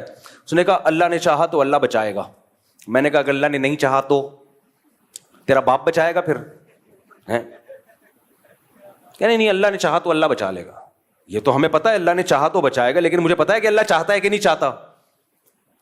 میں بلیچ پی رہا ہوں, اللہ نے چاہا تو اللہ بچا لے گا. مجھے پتا ہے یہاں فلاں جگہ پہ دہشت گردی ہے, قتل و غارت ہو رہے ہیں, نہیں جاؤ بھائی, وہاں پہ بم پھٹ رہے ہیں, حالات خراب ہیں, اللہ نے چاہا تو اللہ بچا لے گا. تو ٹھیک ہے, بہت سے لوگوں کو اللہ نے بچایا بھی ہے. اب کراچی کے جو حالات خراب چل رہے تھے, جگہ جگہ بم دھماکے ہو رہے تھے, بنارس لوگ جاتے تھے نا, وصیت کر کے جاتے تھے کہ میں بنارس جا رہا ہوں. بنارس والا ادھر آتا تھا, وصیت کر کے آتا تھا میں انڈا موڑ آ رہا ہوں. ایسی جنگ چل رہی تھی, لوگوں نے کہا ویزے لے کے جاؤ بھائی. تو کراچی کے حالات دیکھے ہیں نا, تو اس میں کہا جاتا تھا بھائی گھر سے باہر مت نکلو, نہیں جی اللہ بچائے گا. اللہ نے چاہا تو اللہ بچائے گا, یقیناً اللہ نے چاہا تو بچائے گا, لیکن اللہ چاہے گا کہ نہیں چاہ رہا ہے یہ ہمیں معلوم نہیں ہے. تو چاہتا ہے کہ اللہ چاہے کہ میں بچوں, لیکن اللہ بھی چاہتا ہے کہ تو جو چاہتا ہے وہ ہو. تو اس لیے معجزوں اور کرامتوں پر فیصلے نہیں کر سکتے آپ. اس کی ایک اور مثال, جب ایک شرعی حکم لوگوں کو بیان کیا جاتا ہے کہ بغاوت کے لیے یا جہاد کے لیے ضروری ہے کہ آپ کے پاس پراپر تیاری ہو, دشمن سے لڑنے کی طاقت ہو. اس طاقت کے بغیر آپ کو نہ جنگ کرنے کی اجازت ہے, نہ مسلح بغاوت کی اجازت ہے. جب تک آپ کے پاس پاور نہیں ہے, سامنے ٹینک ہیں آپ کے پاس, اس کے مقابلے میں نہ ٹینک ہے نہ جہاز ہے, کچھ بھی نہیں ہے, تو آپ کیسے بغاوت کرو گے؟ لوگ کہتے ہیں بدر میں کیسے ہو گیا تھا, 313 نے 1000 سے مقابلہ کیا, اور خالد ابن ولید نے 60 سے 60,000 کا حصار توڑا. بھائی بدر میں 313 کا جو 1000 سے مقابلہ تھا وہ نبی کے ارادے سے نہیں تھا, وہ تو کسی اور ارادے سے نکلے تھے. تو مشرکین نے اچانک 1000 کا لشکر لے کے آ گئے, تو وہ تو اس کے علاوہ کوئی راستہ ہی نہیں تھا. تبھی پھر مدد اللہ کی طرف سے نازل ہوئی ہے. تو وہ معجزہ تھا کہ 313,000 پہ غالب آ گئے. نبی خود 313 کو لے کے مکہ پہ چڑھائی کے لیے کبھی بھی نہیں نکلے. نبی مکہ پہ چڑھائی کے لیے اپنے ارادے کے ساتھ اس وقت گئے ہیں جب 10,000 کا لشکر تیار ہوا ہے, پھر آپ نے مکہ پہ اٹیک کیا ہے. سمجھ میں آ رہی ہے بات کہ نہیں آ رہی ہے؟ دیکھو 13 سال مکہ میں آپ نے جہاد نہیں کیا. کچھ لوگ کہتے ہیں ایمان نہیں بنا تھا, نا اس وقت کا جو ایمان تھا وہ بعد میں اس لیول کا ایمان تو کبھی بن ہی نہیں سکتا, کیونکہ قرآن کہہ رہے جو ہجرت سے پہلے ایمان لے آئے نا ان کا ایمان سب سے تگڑا ہے. بلال حبشی کا ایمان رضی اللہ عنہ, ابو بکر کا ایمان, عمر بن خطاب کا ایمان, سیدنا علی کا ایمان, سیدنا عثمان کا ایمان, سیدنا عبداللہ بن مسعود کا ایمان. یہ وہ لوگ تھے جب اسلام انتہائی کمزور تھا, ایسے پاورفل ایمان والے لوگ تھے یہ. اس وقت منافق کا تصور ہی نہیں تھا, لیکن آپ نے جہاد کیا اس 13 سال میں؟ بولو صبر صبر صبر صبر کی تلقین. اتنا ظلم ہوا ہے. خباب ابن ارت رضی اللہ تعالیٰ عنہ نبی کے پاس آئے کہ مجھے میرا مالک جو ہے آگ کے انگاروں پہ لٹاتا ہے اور اتنے بڑے بڑے کھڈے پڑ گئے تھے کمر میں. یا رسول اللہ الا تستنصر لنا, آپ اللہ سے ہمارے لیے مدد کی دعا کیوں نہیں کرتے؟ تو خباب ابن ارت یہ بھی تو کہہ سکتے تھے یا رسول اللہ آپ تلوار اٹھائیں ہم جہاد کرتے ہیں, یا نبی کہتے تلوار اٹھاؤ ہم کیا کرتے ہیں جہاد. نہیں کیا. آپ نے فرمایا صبر کرو, ایک دن آنے والا ہے کہ ایک عورت زیور سے آراستہ ہو کے صنعاء تک چلے گی, اتنا لمبا راستہ طے کرے گی, کوئی اسے خوف نہیں ہوگا, ایسا امن دنیا میں قائم ہونے والا ہے. لیکن تستعجلون, تم جلدی کر رہے ہو. تو کیوں تلوار نہیں اٹھائی؟ اس لیے کہ بہت تھوڑے تھے اور کافر بہت زیادہ پاور میں تھے. گراؤنڈ ریئلٹی اور اسباب کو سب سے زیادہ فوکس اسلام کرتا ہے. تبھی تو مسلمان دنیا میں مار کھا رہے ہیں, بیٹھے ہوئے پھینک رہے ہوں گے, بس باتیں کر رہے ہوں گے, کسی بھی چیز کا کوئی سبب اختیار نہیں کرتے. نہ صحت کا سبب, بے موقع توکل. تو نبی نے مکہ میں 13 سال صبر کیا ہے کیونکہ طاقت بولو نہیں تھی. اتنے سے لوگ نہیں لڑ سکتے بھائی, اتنوں سے. حضرت بلال کے سینے پہ پتھر رکھے جا رہے ہیں, وہ پتھر نہیں ہٹا سکتے, اور ایسی قوم کو حکم دیا جائے کہ تم ان کے خلاف کیا کرو, لڑائی شروع کر دو. وہاں اتنا کر سکتے تھے کہ جان بچا کے مکہ سے نکل جائیں. جان بچا کے کیا کریں؟ یہ نکلنا بڑا مشکل تھا, مکہ والے نکلنے نہیں دے رہے تھے. اس کے لیے آپ صلی اللہ علیہ وسلم نے پلاننگ کی ہے. جب مشرکین نے آپ کے قتل کا فیصلہ کیا تو اللہ نے وحی کی کہ اب آپ مکہ سے نکل جائیں کیونکہ یہ آپ کو قتل کرنا چاہتے ہیں. تو اس کے لیے بھی پلاننگ کی ہے کہ مکہ اور مدینہ کا جو راستہ تھا وہ استعمال نہیں کیا گیا کیونکہ مشرکین کو پتا تھا اسی ٹریک پہ چلے ہوں گے. نہ اپوزٹ والا راستہ جو مدینہ سے دور کر دیتا ہے, اس راستے پہ آپ چلنا شروع ہوئے. تو آپ تو معجزہ اور کرامت, آپ کے ہاتھ پہ تو معجزے ظاہر ہوتے تھے. آپ کہتے بھائی چلو نکلو یار, بچانے والا کون ہے؟ اللہ ہے بھائی. جس اللہ نے موسیٰ کو بچا لیا سمندر کے 2 ٹکڑے کر کے, وہ مجھے کیوں نہیں بچائے گا؟ چلو نکلو. نہ فرمایا یہاں سے نہیں ادھر سے جائیں گے تاکہ کسی کو شک ہی نہ ہو, کسی کو وہم ہی نہ ہو.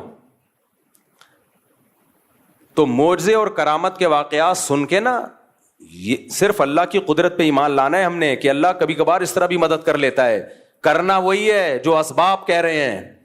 کتنے شوگر کے مریضوں کو دیکھا ہے رسگلے کھا رہے ہوتے ہیں, کہتے ہیں موت تو ایک دن لکھی ہوئی ہے اور اللہ ہے بچانے والا. تو میں ان سے کہتا ہوں موت لکھی ہوئی ہے, تیری بہت جلدی لکھی ہوئی ہے, کیونکہ اللہ کو پتا تھا یہ شوگر کا پیشنٹ ہے, لڈو کے ڈبے کھا جائے گا, لہذا اگلی 1 جنوری سے پہلے فرشتوں کو آرڈر ہوا ہوتا ہے کہ اس کی لکھی ہوئی ہے 31 دسمبر کے 12 بجنے سے پہلے اس کو اٹھا لینا, ڈیٹ چینج نہیں ہونی چاہیے. لکھا ہوا تو ہوتا ہے لیکن وہ لکھا ہوا ہماری حرکتوں کے حساب سے ہی ہوتا ہے. سمجھ میں آ رہی ہے بات کہ نہیں ہے؟ موت لکھی ہوئی ہے لیکن اس میں حرکتیں بھی لکھی ہوئی ہیں کہ یہ اتنی جلدی مر جائے گا. کیوں؟ کام سارے مرنے والے کرے گا یہ, اس لیے کیا ہو جائے گا, جلدی مرے گا. تو موت کا ایک دن یقیناً متعین ہے لیکن اس کے اسباب بھی متعین ہیں. سمجھتے ہو کہ نہیں سمجھتے ہو؟ تبھی مسلمانوں میں آپ دیکھ لو, موٹا ہے تو موٹا ہی ہوتا چلا جا رہا ہے, پھیلتا چلا جا رہا ہے. غیر مسلم اسباب کو فوکس کر رہے ہیں, وہ صبح اٹھ کے ورزش بھی کرتے ہیں. میں تھائی لینڈ میں گیا تو فجر کی نماز کے بعد میں نے دیکھا فل مارکیٹیں کھلی ہوئی ہیں, ایسے جیسے کھچا کھچ رش ہوتا ہے بازار میں. ابھی سورج نکلا ہے اور ان کی مارکیٹیں فل. ہمارے یہاں تصور ہے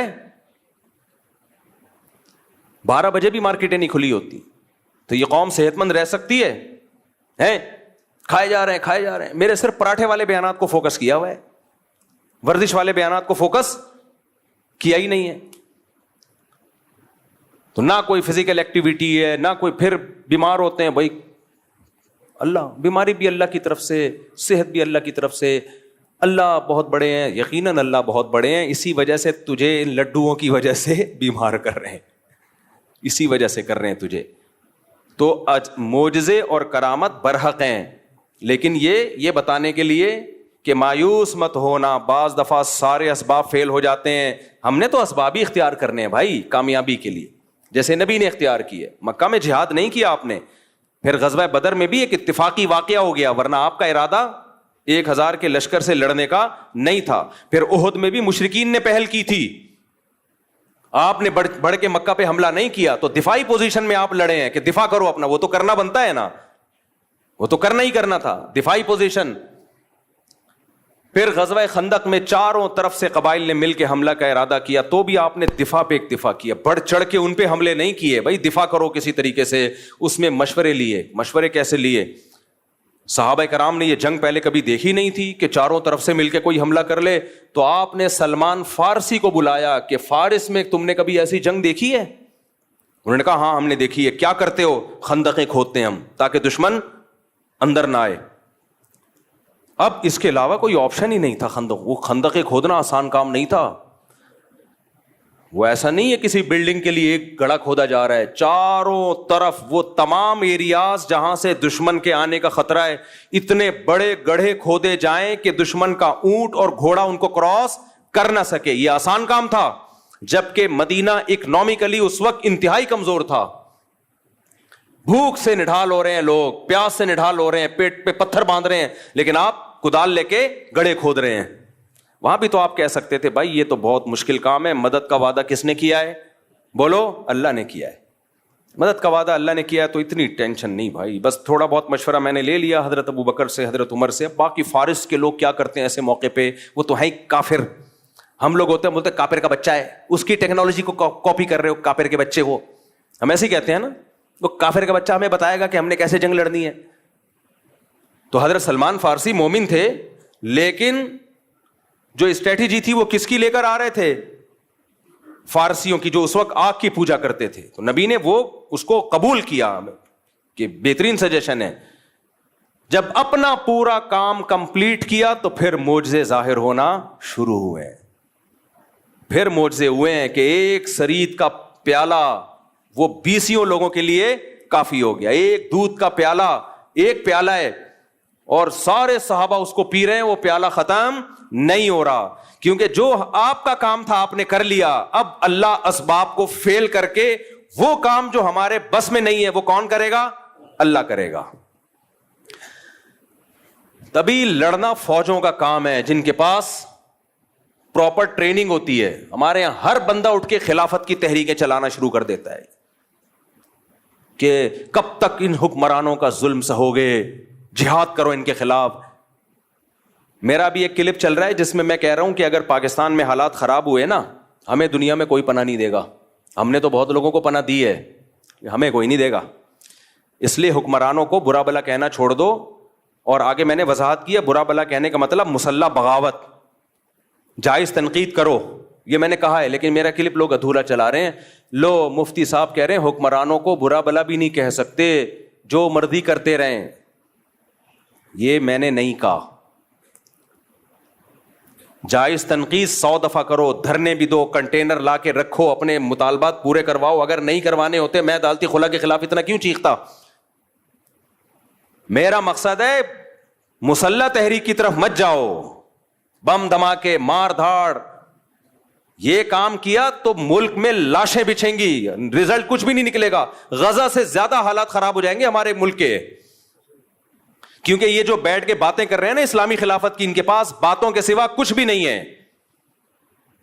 خلافت کا لفظ انہوں نے بدنام کر دیا ہے. ہر 4 دن میں کوئی اٹھتا ہے کہ پاکستان میں خلافت کا نظام لے کے آؤں. تیرے پاس کون سا میکینزم ہے؟ تیرے پاس کیا اسٹریٹجی ہے؟ پہلے کیا کرے گا، اس کے بعد کیا کرے گا، پھر لڑے گا کیسے؟ کیونکہ اسی لیے تو آپ کو فوج سے لڑنا پڑے گا، اسلام آباد پہ قبضہ کرنا پڑے گا.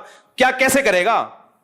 کوئی جواب نہیں ہے. یونیورسٹیوں کے لڑکوں کو اور طلبہ کو ایک اندھیری گلی میں بند کر دیا. پھر ہوتا کیا ہے؟ ایجنسی والے ان کو اٹھاتے ہیں، پھر یہ مسنگ پرسن بنتے ہیں. اور یہ جتنے لیڈر خلافت کے نام پہ یہ دندناتے گھوم رہے ہوتے ہیں، ان کو کچھ بھی نہیں ہوتا. ایجنسیاں ان کو کچھ نہیں کہتی. ایجنسیاں کہتی ہیں ان کی دعوت پہ جتنے لوگ آ رہے ہیں نا ان کو کھڈے لین لگاتے جاؤ، ان کی چمڑیاں ادھیڑی جاتی ہیں. کوئی پوچھنے والا تو ایسے جتنے بھی اسکالرز ہیں نا یونیورسٹیوں میں آج کل، یہ بہت اس طرح کے اسکالرز آ رہے ہیں کہ دیکھو یہ مولوی نظام کے خلاف نہیں کھڑے ہوتے. نظام کے خلاف کھڑے ہونے کا مطلب کیا ہے؟ مطلب پہلے واضح کرو، کیا مطلب کھڑے ہونے کا مطلب؟ اگر تم یہ کہہ رہے ہو توپیں گنے لے کے نکل جائیں، یہ نظام کے خلاف ہم نہیں کھڑے ہوں گے بھائی.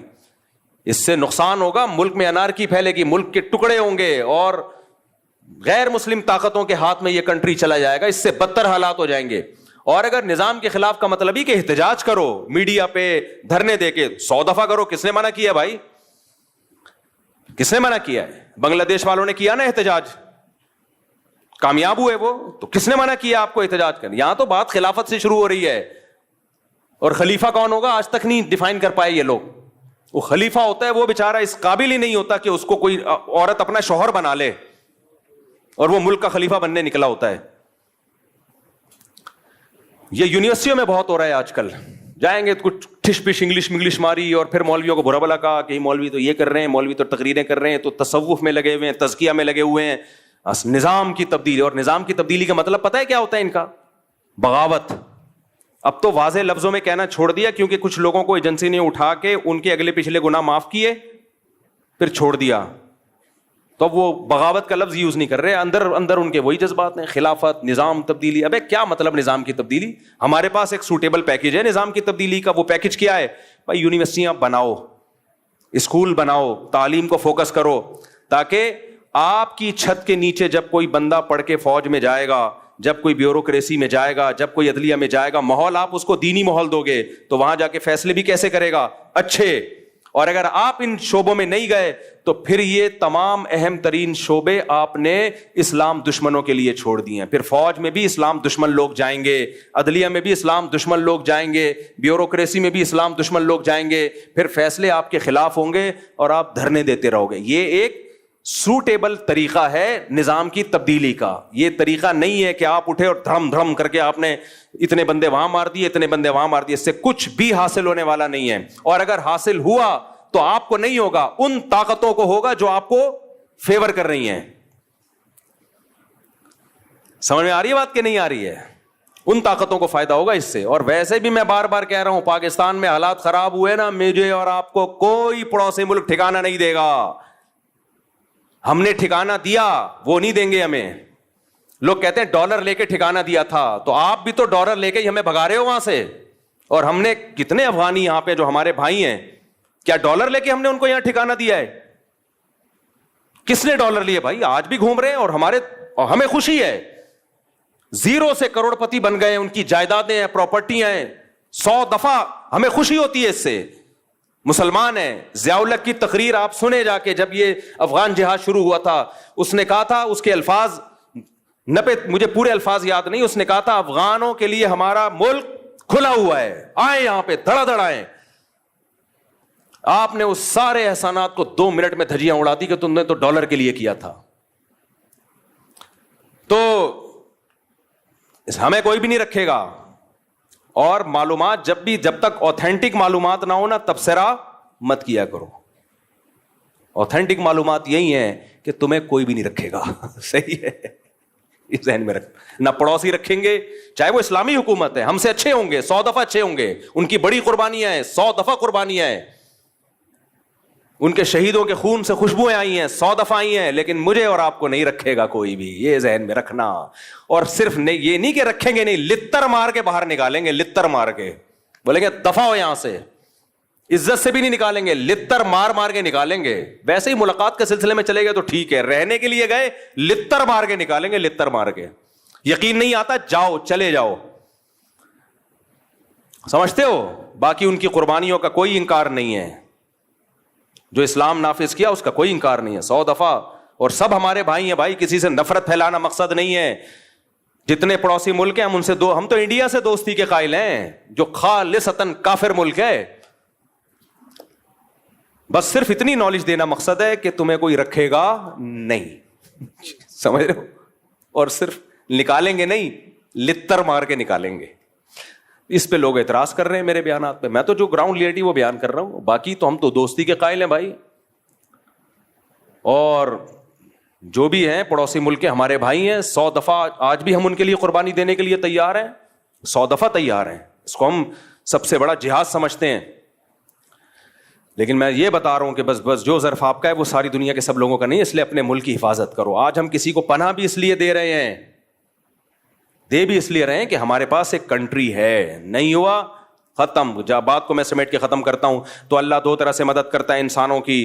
بعض دفعہ اسباب کے بغیر, جیسے معجزے و کرامات, لیکن اللہ کی عادت کیا ہے؟ اسباب پیدا کر دیتا ہے. کیا پیدا کر دیتا ہے بھائی؟ اسباب. ایسی جگہ سے اسباب پیدا کرتا ہے جہاں سے آپ کا گمان بھی نہیں ہوتا. تو پھر ملحد کہتا ہے یار یہ تو سبب سے ہو رہا ہے نا, یہ تو سبب سے ہو رہا ہے, یہ تو سبب سے ہو رہا ہے, یہ تو اللہ کہاں کر رہا ہے؟ بھائی وہ سبب پیدا کس نے کیا ہے؟ اللہ نے کیا ہے. وہ سبب پیدا کرنے والا کون ہے؟ اسلام جو دنیا میں آیا, غالب آئے, وہ بھی تو اسباب سے آیا نا. وہ اسباب پیدا کس نے کیے؟ اللہ نے کیا. ایسی جگہ سے اللہ اسباب پیدا کرتے ہیں جہاں سے آپ کا گمان بھی نہیں ہوتا. اور بعض دفعہ اسباب فیل کون کرتا ہے؟ اللہ. آپ سمجھتے ہو بہت دولت آ گئی, بہت کچھ ہو گیا, آپ اللہ کو بھلا دیتے ہو. اللہ آپ سے دولت چھین لیتا ہے. چھینتا کیسے ہے؟ سبب پیدا کر دیتا. کوئی ایسی بیماری لگا دی, ساری دولت اس بیماری میں خرچ, جائیدادیں تقسیم ہونا, جائیدادیں بکنا شروع. ایسے لوگ ہم نے دیکھے ہیں, ایک بیماری ہوئی, علاج میں زیرو ہو گئے بالکل. کروڑوں کروڑوں روپے جو انہوں نے کمائے تھے ختم, بھیک مانگنے پہ آ گئے. حضرت حکیم اختر صاحب رحمہ اللہ تعالیٰ ایک واقعہ بیان کیا کرتے تھے. ابھی بھی ان کا بیان انٹرنیٹ پہ پڑا ہوا ہے کہ گلشن اقبال میں ایک سیٹھ صاحب رہا کرتے تھے, ہر وقت مولویوں کی برائی, مولوی ایسے مولوی ایسے. کچھ لوگوں کو پتہ نہیں, کوئی اللہ معاف فرمائے, کوئی بچپن میں کچھ الٹے سیدھے واقعات شاید ہو جاتے ہیں ان کے ساتھ کسی 2 نمبر مولوی کے, تو وہ ہر مولوی کو برا سمجھتے ہیں. بھائی ہر مولوی برا نہیں ہوتا یار. تو ان کو ٹھڑک ہو جاتی ہے, کوئی مولوی ایسے مولوی ایسے مولوی ایسے. ایک صاحب مجھے ملتا ہی مولوی ایسے مولوی ایسے مولوی ایسے مولوی 2 نمبر. میں نے کہا کیا ہو گیا بھائی؟ پھر انہیں واقعہ سنایا کہ بچپن میں جو ان کے ساتھ ہوا تھا, کوئی قاری صاحب تھے, کچھ غلط ہو گیا. تو میں نے کہا یار ایک نے غلط کر لیا آپ کے ساتھ, جو 100% اس قاری کو چھتر لگاؤ سالے کو. لیکن یہ تھوڑی کہ سارے قاری ایسے یار, سارے مولوی ایسے. ایک ونس اپون اے ٹائم آپ کے ساتھ ہو گیا, اور آپ کو بھی تو چاہیے تھا نا کہ تھوڑا سا اتنا. اس کی تو 100% غلطی ہے, لیکن آپ نے جو اندھا اعتماد کیا, وہ کہہ رہے میں تو بزرگ سمجھ کے گیا تھا اس کے پاس. تو بزرگ بھی بعض بڑے ڈینجرس قسم کے ہوتے ہیں. 2 قسمیں تو بزرگوں کی ہے نا, 2 نمبر اور 1 نمبر. تو بعض دفعہ ایسا ہو جاتا ہے جس کی وجہ سے پھر آدمی کہتا ہے. تو وہ حکیم اختر صاحب نے فرمایا کہ وہ ہر وقت مولوی ایسے, عالم ایسے, بزرگ ایسے, نہ نماز نہ روزہ نہ زکوٰۃ. اس کو معدے کا کینسر ہو گیا. کینسر جب ہوا ہے تو حالت خراب. ڈاکٹر نے کہہ دیا اتنے دن کے مہمان ہو. اب دبلا ہونا شروع ہو گیا, ہڈیاں وڈیاں جو بیچارے کینسروں کے. تو اس کو اللہ نے توبہ کی توفیق دے دی. اس کو اندازہ ہو گیا جو میری جو دبدباہٹ اور روب, اور سارے ڈاکٹر آج سائنس اپنی ترقی کی انتہا کو پہنچی ہوئی ہے, 1 کروڑ پتی آدمی کو زندگی نہیں دے سکتی. جوان بھی تھا. اس کو اندازہ ہو گیا بھائی یہ سب مادی اسباب کی 2 ٹکے کی حیثیت نہیں ہے, موت اپنی آنکھوں سے نظر آ رہی. حکیم اختر صاحب نے فرمایا کہ اس نے سارے علماء کو بلایا, سب سے معافیاں مانگی, بھائی مجھ سے غلطی ہوئی ہے, توبہ کی اور دنیا سے چلا گیا. یہ پرانے زمانے کے ملحد تھے, جب لتر پڑھتے تھے تو اللہ یاد آ جاتا تھا. آج کے ملحد اتنا ڈھیٹ ہے نا, صبح شام عذاب اپنی آنکھوں سے دیکھے, پسے ابو جہل کی طرح. کیا عبداللہ بن مسعود اس کی سینے پہ بیٹھے ہوئے ہیں گردن کاٹنے کے لیے؟ اس کو مان لینا چاہیے تھا نا, اسلام غالب آ گیا. دیکھو 313 کو اللہ نے 1000 پہ غالب کیا, لیکن وہ کیا کہتا ہے, نیچے سے گردن کاٹنا, مرنے کے بعد پتہ چلے کسی سردار کی گردن ہے. سمجھ رہے ہیں, مرنے کے بعد پتہ چلے. آج کے ملحد ایسے ہیں, ابو جہل جیسے. تو اس لیے میرے بھائی جو محبت اللہ کو دینی ہے, وہ محبت کیا ہے؟ پکارنا صرف اس کو ہے. تو کرسچینٹی سے بھائی جو ہمارا مذاق اڑا, ہم ہر مسیحی کو نہیں چھیڑتے, جو اسلام کا مذاق اڑا رہا ہے نا, مسلمانوں میں ٹالرنس نہیں ہے, برداشت نہیں ہے, یہ نہیں ہے, وہ نہیں ہے. بھائی مسلمان کا جرم تمہارے جرموں سے ہلکا ہے. تم نے ایک جرم ایسا کیا ہے نا, شرک کا, وہ ایک ترازو کے پلڑے میں جب لا کے رکھا جائے گا تو اللہ کہے گا مسلمان جیسا بھی ہے مانتا صرف مجھے تھا, اور تم جتنے بھی اچھے ہو میرے ساتھ عیسیٰ ابن مریم کو تم نے شریک کر لیا. تمہارا ایک جرم لاکھوں کلو کا ہے, صحیح ہے نا, اور مسلمانوں کے چھوٹے چھوٹے 20 جرم بھی اس جرم کا مقابلہ نہیں کر سکتے. اللہ ہمیں عمل کی توفیق عطا فرمائے. موضوع کچھ اور تھا, لیکن چلو جہاں بھی چلے گئے اچھی بات ہو گئی. یہ بہت سوال پوچھا جاتا ہے جو ڈیوٹی پوری نہیں کر رہے ان کی تنخواہ جائز ہے یا نہیں. اسی سے ملتا جلتا سوال. کچھ امام نمازیں پوری نہیں پڑھاتے, تنخواہ پوری لیتے ہیں, تو ان کے لیے تنخواہ حلال ہے یا حرام ہے. کچھ مدرسے کے اساتذہ چھٹیاں کرتے ہیں تو ان کے لیے تنخواہ پوری لیتے ہیں, حلال ہے حرام ہے. دیکھو تنخواہ کا تعلق اس سے ہے کہ جس ادارے میں آپ ہیں اس سے آپ کا ایگریمنٹ کیا ہوا ہے. بعض دفعہ ایگریمنٹ ہوتا ہے کام کا، جیسے امام کا ایگریمنٹ ہوا ہے کہ نمازیں میرے ذمے ہیں، میں خود پڑھاؤں یا اپنا کوئی نائب رکھوں، ایگریمنٹ ہی یہی ہوا ہے. بعض دفعہ ایگریمنٹ ہوتے نہیں آپ ہی کو پڑھانی پڑے گی. تو ایسی صورت میں جب ایگریمنٹ یہ ہو کہ نمازیں پوری آپ نے ہی پڑھانی ہے، تو پھر جتنی نمازوں کا امام صاحب بغیر عذر کے ناغہ کریں گے اتنی تنخواہ کاٹی جائے، ان کے اتنے پیسے کاٹے جائیں ان کی تنخواہوں سے، وہ پھر باقی تنخواہ حلال نہیں ہوگی. اسی طرح تدریس میں یا کہیں بھی جاب پہ جو بھی ایگریمنٹ ہوا ہے، کام کا ایگریمنٹ ہوا ہے یا ٹائم کا ہوا ہے یا دونوں کا ہوا ہے. بعض دفعہ ایگریمنٹ صرف کام کا ہوتا ہے، ہمیں کام چاہیے، آپ بے شک لیٹ آئیں، کام پورا کریں. بعض دفعہ ایگریمنٹ یہ ہوتا ہے آپ ٹائم پہ آئیں، بعض دفعہ ٹائم بھی چاہیے کام بھی چاہیے.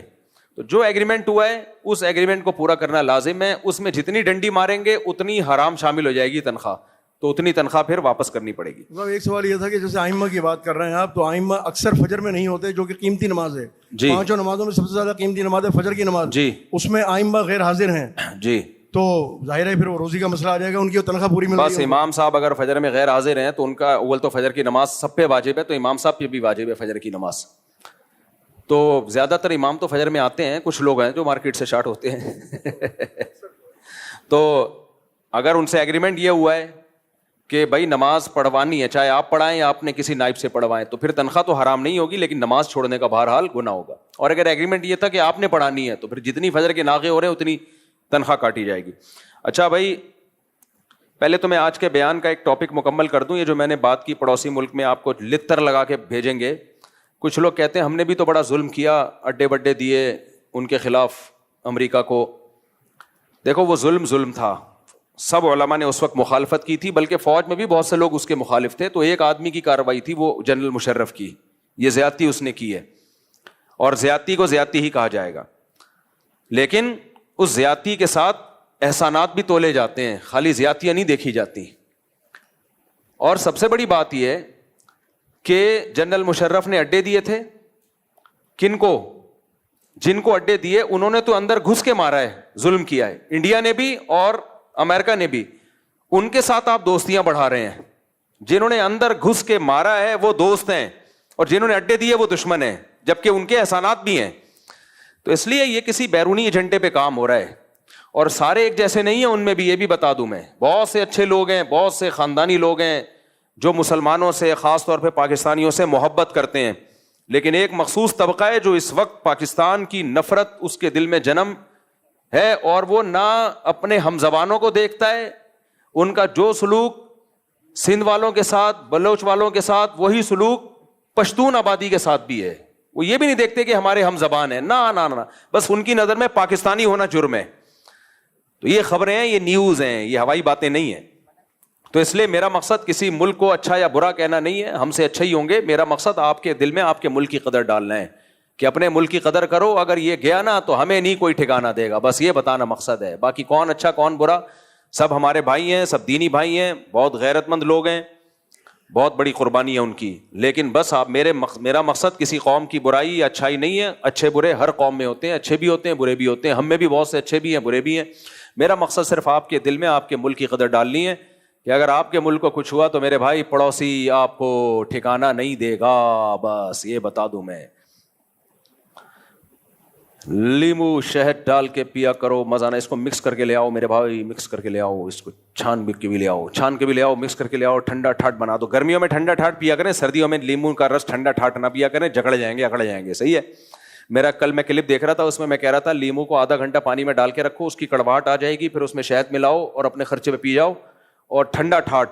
تو مجھے خیال آیا کہ سردیوں میں اگر کوئی یہ بیان سنے گا تو ٹھنڈ نہ پہ جائے کہیں بہت زیادہ اس میں. تو یہ ٹھنڈا ٹھاٹ شدید گرمی میں جب پسینے نکل رہے ہوں، اگر سردیوں میں پی رہے ہو تو پھر اتنا ٹھنڈا پینے کی ضرورت نہیں ہے، نارمل ٹیمپریچر کا پیو. پھر بیان گرمیوں کا ہوتا ہے، لوگ سردیوں میں چلا رہے ہوتے ہیں، اس کو تو نقصان تو ہوگا نا. بعض اوقات سردیوں کے بیان گرمیوں میں چل رہا ہوتا ہے، تو پھر اس میں میرا قصور نہیں ہے. نظریہ ارتقاء کو نظریہ ارتقاء کا خلاصہ کیا ہے؟ ملحدین کہتے ہیں کہ اللہ خلاف عادت کوئی کام نہیں کرتا، اور دلیل دیتے ہیں کہ ولن تجد لسنت اللہ تبدیلا، اللہ کی سنت میں کبھی تبدیلی نہیں پاؤ گے. تو اللہ کی سنت یہی ہے کہ کبھی کبھار وہ خلاف عادت کام بھی کرتا ہے، لہذا اس میں کوئی تبدیلی نہیں ہوگی. کبھی کبھار وہ خلاف عادت کرتا رہے گا، نارملی اسباب کے ساتھ کام کرتا ہے، کبھی کبھار اپنی قدرت دکھانے کے لیے خلاف عادت بھی کر دیتا ہے. تو یہی اللہ کی سنت ہے جو کبھی بھی تبدیل نہیں ہو سکتی. لہذا کرامتیں ہمیشہ ظاہر ہوتی رہیں گی. ایک ملحد نے لکھا کہ جب سے ایک ویڈیو کیمرے ایجاد ہوئے کرامتیں ختم ہو گئی ہیں. کسی نے جواب میں لکھا کہ جب سے ویڈیو کیمرے بنے بندر سے انسان بننا بھی مارکیٹ سے. ایسوں کو ایسے ہی جواب دینا چاہیے. مفتی صاحب میری طبیعت میں ہر وقت غصہ ہوتا ہے, ہر وقت میرا بہت نروس ہوتا ہوں, اور کیوں؟ ہائے ہائے ہائے, ہر وقت غصہ, ہر وقت نروس 2 وجہ سے ہوتا ہے. یا تو کوئی فزیکلی مسئلہ ہوتا ہے, آپ کی نیند پوری نہیں ہو رہی, یا آپ میں میگنیشیم کی کمی ہے, کوئی منرل کی کمی ہے, کوئی وائٹامن کی کمی ہے. تو پھر کسی اچھے ڈاکٹر کو بتاؤ, وہ آپ کا بلڈ ٹیسٹ لکھ کے دے گا. میگنیشیم کہتے ہیں بلڈ ٹیسٹ سے شاید نہیں پتہ چلتا, اور کوئی ٹیسٹ ویسٹ لکھ کے دے گا. کوئی ایکسپرٹ ڈاکٹر ہو, جو چیز کی کمی ہے وہ میڈیسن لے لو, ٹھیک. میں نے بہت سے لوگ بڑے آرام سے ٹھیک ہوتے دیکھے ہیں. عجیب سے باولے ہوتے جا رہے تھے وہ, کبھی عاملوں کے پاس جا رہے ہیں, کبھی روحانی علاج, کبھی اس حکیم, کبھی اس حکیم. کئی صحیح ڈاکٹر کے پاس گیا, اس نے چند دن کی دوا دی, فٹ فاٹ ہنسی والی زندگی. جو کمی تھی وہ ڈاکٹر نے ٹریس کر لی. تو بعض چیزیں بہت آسان ہوتی ہیں, ہم ان کو بہت مشکل بنا کے مصیبت میں پھنس جاتے ہیں. ہمارا ایک جاننے والا لڑکا ڈپریشن میں گیا, پتہ نہیں مردے وردے اس کو نظر آنے لگے, کیا ہو گیا, پاگلوں والی حرکتیں کر رہا ہے, اٹھ پٹانگ. تو وہی عاملوں کے چکر میں پڑنے سے بہتر اس کے ابا نے سمجھداری کی, کسی ڈاکٹر کو دکھایا, اس نے کوئی میڈیسن دی ہے, 2 ہفتے کھائی ہے, انسان کا بچہ بن گیا. دماغ کے کیمیکل آگے پیچھے ہوئے تو انہوں نے سیٹ کر دیے. تو کچھ چیزیں بہت آسان ہوتی ہیں, بلا وجہ اس پہ کو نہیں جا رہے ہوتے. اور بعض دفعہ یہ مسئلہ ہوتا ہے دماغی, باڈی بالکل ٹھیک ہے لیکن کوئی ٹینشن لے کے آپ گھوم رہے ہو جو بتا نہیں پا رہے, جو بتا نہیں رہے. کسی سے عشق ہے, شرما رہے ہو بتاتے ہوئے ابا کو, وہ دل میں غم لے کے, یا دنیا کی محبت ہے, ہوس ہے. شاہد انور کے آپ نے اتنے بیانات سنے غریبوں کو گالیوں والے کہ اب آپ ڈپریشن میں, پیسہ تو آ نہیں رہا, اس کے سارے کورس خرید لیے, جتنا پیسہ تھا وہ سارا کورسوں میں, کورس خریدنے میں لگ گیا. پیسہ پھر بھی نہیں آیا, کیونکہ ہر ایک کو تھوڑی کورس سے پیسہ ملتا ہے یار. ایسا ہوتا تو سارے شاہد انور بنے ہوئے ہوتے. کیا خیال ہے؟ یہ اللہ کی عادت ہے, کچھ غریب رہیں گے, کچھ مالدار ہو جائیں گے. تو وہ ڈپریشن میں چلے گئے, تو بھائی وہ بیان سننا چھوڑ دو اس کا. اس سے موٹیویشن کے بجائے ڈپریشن, جن کو مل رہی ہے موٹیویشن وہ سنتے رہیں, جن کو نہیں مل رہی وہ ڈپریشن میں جا رہے ہیں, وہ کیا کریں؟ وہ ٹماٹر والوں کے پاس جا کے بیٹھا کریں گے, یار یہ دیکھو اس کی بھی زندگی ہے, کتنی خوشی زندگی. حدیث میں کیا آتا ہے, دولت میں اپنے سے کم والوں کو دیکھو. جب بھی ڈپریشن میں جاؤ تو کس کو دیکھو؟ اپنے سے کم والوں کو. یار یہ فٹ پاتھ پہ سوتے ہیں, ہمیں کم از کم گھر تو میسر ہے, تو اس سے نعمت کی قدر ہوگی اور وہ ڈپریشن دور ہو جائے گی. تو ڈپریشن کا سبب جب تک معلوم نہیں ہوگا اس کا علاج میں نہیں بتا سکتا. ویسے بھی میں ڈاکٹر نہیں ہوں, میں میرے لیے دعا. اور ڈپریشن کے مریضوں سے تو بہت دور بھاگتا ہوں, کیونکہ وہ ایسی ایسی باتیں کر رہے ہوتے ہیں مجھے شروع ہو جاتی ہے. تو میں کہتا ہوں میں کس سے علاج کراؤں بھائی, ایسی ایسی باتیں کر رہے ہوتے ہیں. ایک وہم کا مریض آ جائے جس کا وضو نہیں ہوتا, وہم کے مریض کا استنجا ہی نہیں ہوتا. وہم کے مریض مجھ سے پوچھتے ہیں, ہم بیت الخلاء سے جب ہاتھ صاف کرتے ہیں تو ہاتھ میں جو پانی لگا ہوتا ہے وہ تو ناپاک ہو گیا نا, جس نے, کیونکہ اس نے ناپاکی دور کی ہے. پھر کہتے ہیں جب ہم بیت الخلاء کا دروازہ یوں کھینچتے ہیں تو اس پہ کتنے لوگوں کے ہاتھ لگے اس ہینڈل پہ, تو پھر ہینڈل پہ ہاتھ کھینچا تو جراثیم بھی لگیں گے, اور تو وہ کونی سے کھول رہے ہوتے ہیں یوں کر کے. پھر کونی اب کہیں اور ٹچ نہ ہو جائے, دیوار پہ ٹچ ہو گئی, اس کو بہت, تو مجھے پھر خیالات وسوسے آنا شروع ہو جاتے ہیں. اس لیے وہم کے مریض کو میں کہتا ہوں بھائی تو ڈاکٹر کے پاس سیدھا چلا جا. ڈاکٹر اس کے پیسے لے, ڈاکٹر پاگل بھی ہو گیا نا تو پیسے تو لے رہا ہے نا. اور یہ بیچارے جو سائیکیٹرسٹ ہوتے ہیں نا, یہ خود تھوڑے دنوں کے بعد اپنا علاج کراتے ہیں, پتہ ہے آپ کو, کیونکہ سارا دن پاگلوں سے ملاقاتیں ہوتی ہیں ان کی, تو خود بھی تھوڑے سے کھسک جاتے ہیں. مجھے ایک ڈاکٹر نے بتایا, کہہ رہے ہم بھی کھسک جاتے تو پھر ہم اپنے سے کسی زیادہ سینئر کے پاس جاتے ہیں, سمجھ رہے ہو, وہ پھر ہماری سیٹنگ کو سیٹ کرتا ہے, تو وہ پتہ نہیں کس کے پاس جاتا ہوگا پھر. تو اس لیے بھائی میرے لیے دعا کریں مجھے کوئی اچھی سی نوکری مل جائے. دیکھو ڈپریشن کا سب سے آسان علاج ہے نیچرل لائف پہ آؤ. بیوی ہو, بچے ہوں, خوشیاں بھی ہوں, غم بھی ہوں, تھکاوٹ بھی ہو, آرام بھی ہو, سب کچھ چل رہا ہو بس. آپ کو پتا ہے ایک رپورٹ ہے کہ یورپ میں ہر 4 میں سے 1 بچہ ڈپریشن کا مریض ہوتا ہے, کیونکہ ان کی لائف نیچرل نہیں ہے. ساری خوشیاں ان بچوں کی جھولیوں میں ڈال دیں تو وہ نیچرل لائف تو نہیں رہی نا. ہمارے بچے کوئی بھی ڈپریشن کا مریض نہیں ہوتا, ہمیں ڈپریشن دے رہے ہوتے ہیں. اللہ کا بڑا فضل ہے, اللہ نظر بد سے بچائے. میرے 19 بچے ہیں الحمدللہ, اللہ کے فضل سے کوئی بھی ڈپریشن کا پیشنٹ نہیں ہے. ہمیں بنا دیں تو ایک الگ بات ہے, نہ ہمیں بنایا ہماری بھی ڈپریشن دور ہوتی ہے. جتنے تھکے ہوئے ہو جب گھر میں جاؤ بچوں کو دیکھ کے ساری ٹینشن ختم. اور بچے آپس میں کھیل رہے ہوتے ہیں تو وہ ڈپریشن ویسے ہی نہیں, کیونکہ بہن بھائی کھیلتے ہیں آپس میں. تو اس لیے انگریزوں کی ڈپریشن اس لیے بھی ہے کہ 2 بچے, فیملی نہیں ہے, خاندان کی ایسی کی تیسی ہو گئی, تو فیملی والا آدمی ڈپریشن سے اکثر دور ہی رہتا ہے. سمجھتے ہو؟ ہاں اگر بیوی کوئی خطرناک مل جائے نا, وہ پھر بیچ کے کھا جائے گی آپ کو, اس کا پھر شریعت نے حل رکھا ہے کہ پہلے سمجھاؤ وغیرہ وغیرہ. ایک شخص نے حج کی درخواست جمع کرائی لیکن نام نہیں آیا, آئندہ سالوں میں نصاب پورا نہیں ہوا. اور جب بھائی حج جب ایک دفعہ فرض ہو جائے نا تو ہو جاتا ہے, چاہے آئندہ سالوں میں نام آئے نہ آئے.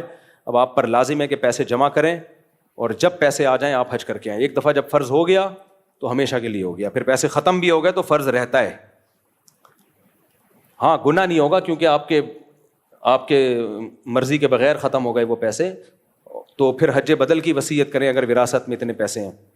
میاں بیوی میں طلاق کے معاملے میں اختلاف ہو جائے, شوہر انکاری ہو 3 طلاق کا جبکہ بیوی 3 طلاق کی دعوے دار ہے اور گواہوں کا نصاب پورا نہیں, بیوی کا آنے کو تیار ہی نہیں, تو المرأۃ کالقاضی کے تحت بیوی کے لیے علیحدگی کی صورت ممکن ہے. اگر عورت نے 100% یقین ہے اللہ کو حاضر ناظر جان کے کہ میرے شوہر نے 3 طلاقیں دی اور یہ کمبخت مکر گیا ہے, تو پھر ایسی صورت میں عورت کورٹ کا سہارا لے کے عدالتی خلا لے لے.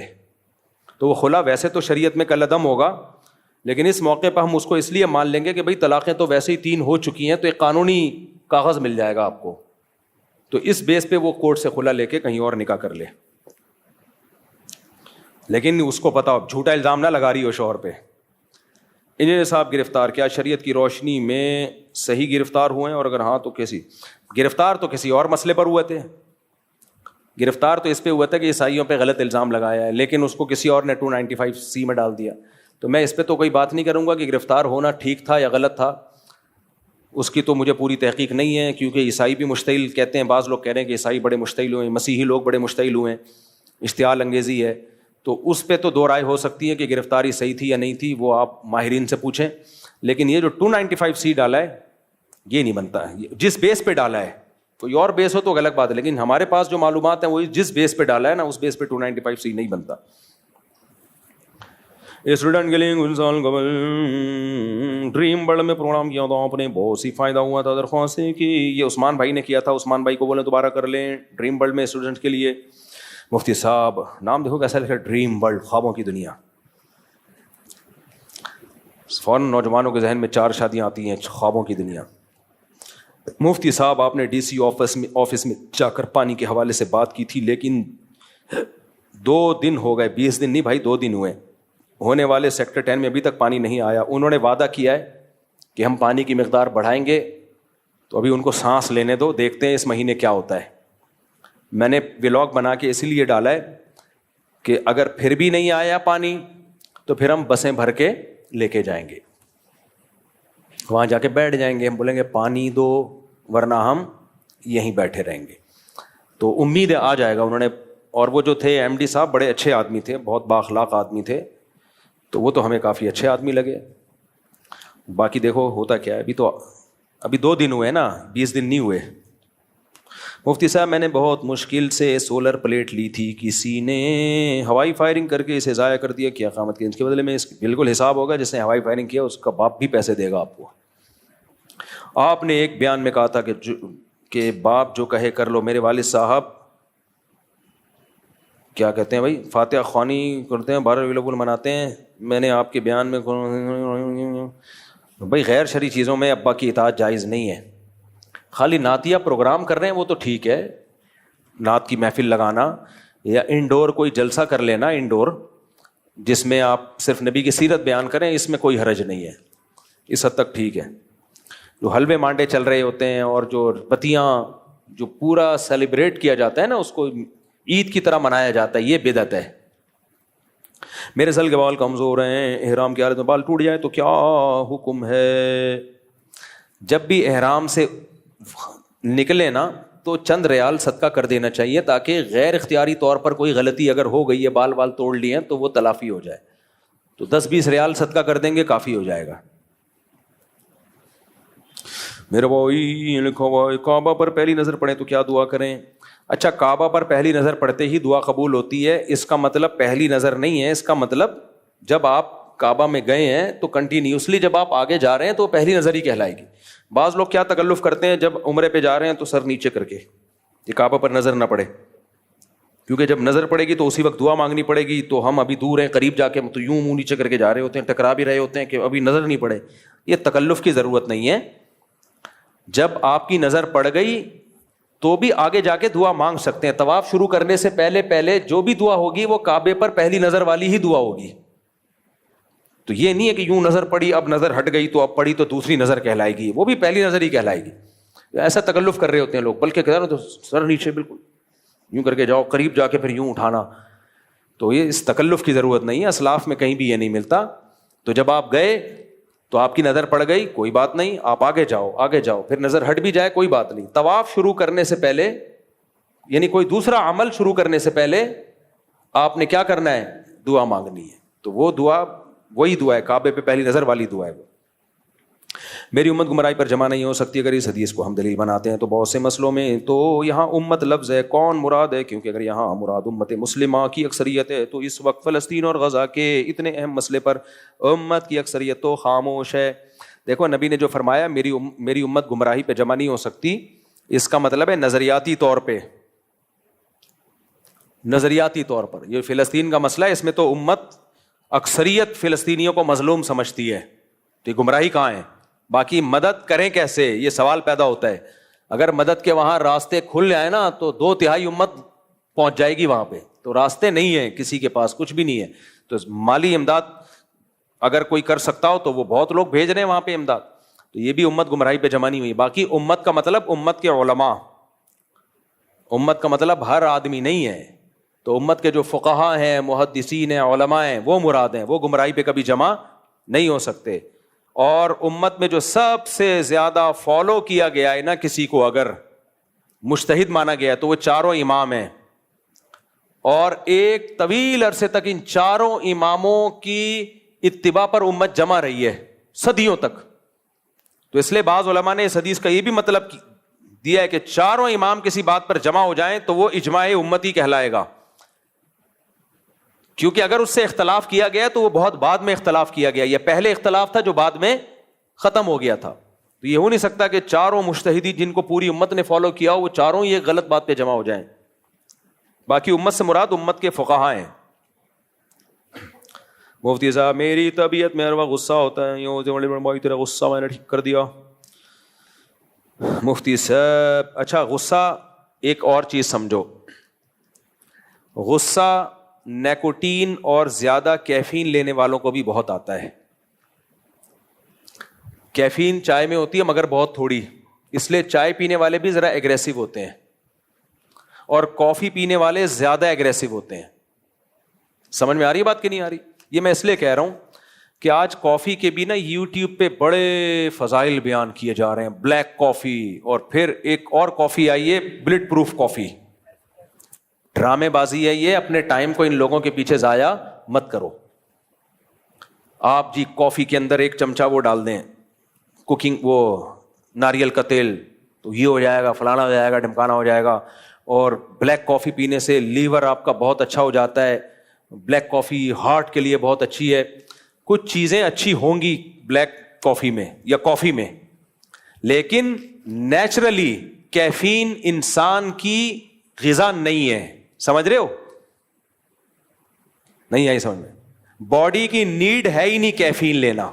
یہ ایک نشہ ہے, ایڈکٹ ہو جاتا ہے آدمی, اس کا عادی ہو جاتا ہے. نیکوٹین اس سے اوپر کی چیز ہے, جیسے تمباکو ہے, چرس ہے, ہیروئن ہے. تو کیفین بھی ایک قسم کا نشہ ہے. اس سے جو آپ کی تھکاوٹ دور ہوتی ہے یہ نیچرلی دور نہیں ہوتی. دیکھو آپ تھک گئے, فطرت کیا کہتی ہے؟ اپنی باڈی کو ایکٹیو کرنے کے لیے کیا کرو؟ آرام, سو جاؤ, نیند گہری لو, اٹھو. آپ جیسے بچے کو آپ دیکھیں جب گہری نیند سے اٹھتا ہے ایسا بھدکتا, ایسا ایکٹیو. کیا اس نے کافی پی ہوتی ہے؟ کیسا بہترین ایک دم اس کی ہنستا کھیلتا ہے. تو نیچرلی باڈی کو ایکٹیو کرنے کے لیے ضروری ہے کہ آپ ایکسرسائز کریں, تھکیں, آرام کریں. اس کا گوروں نے, کمبختوں نے آج تک دنیا میں کھانے پینے کی کسی صحیح چیز کو رائج نہیں کیا. ان لوگوں نے ہمیں ڈبل روٹیوں پہ لگا دیا, برگروں پہ لگایا, انہی کمبختوں نے سگریٹ پہ بھی لگایا ہے. اور 100 سال پہلے کے برٹش کے آپ اخباروں کے تراشے اٹھا کے دیکھیں, ان میں سگریٹ کے وہ فضائل بیان کیے جا رہے تھے جو آج کافی کے بیان کیے جا رہے ہیں. تھروٹ انفیکشن اور کینسر اور پتہ نہیں ٹوپی ڈرامے, پوری دنیا کو سگریٹ پہ لگا دیا, اس کے بعد آئے یہ تو کینسر ہے. کیوں بھائی؟ سگریٹ سے جو آپ کی باڈی ایکٹیو ہوتی ہے یہ نیچرل تھوڑی ہے, تو دھواں لے کے جا رہے ہو اپنے پھیپڑوں میں اور تمباکو لے کے جا رہے ہو. تو آج کل اب انہوں نے فضائل سنانا شروع کر دیے کس کے؟ کافی کے. بلیک کافی, فلانی کافی, ڈمکانی کافی. یہ بھی کل انہوں نے رجوع کرنا ہے, سمجھ رہے ہو؟ کل کیا کرنا ہے انہوں نے؟ ہو سکتا ہے لیور کو فائدہ ہوتا ہو, ہارٹ کو فائدہ ہوتا ہے, یہ سب وقتی فائدے ہیں, سب وقتی فائدے ہیں. تو یہ نیچر نہیں ہے.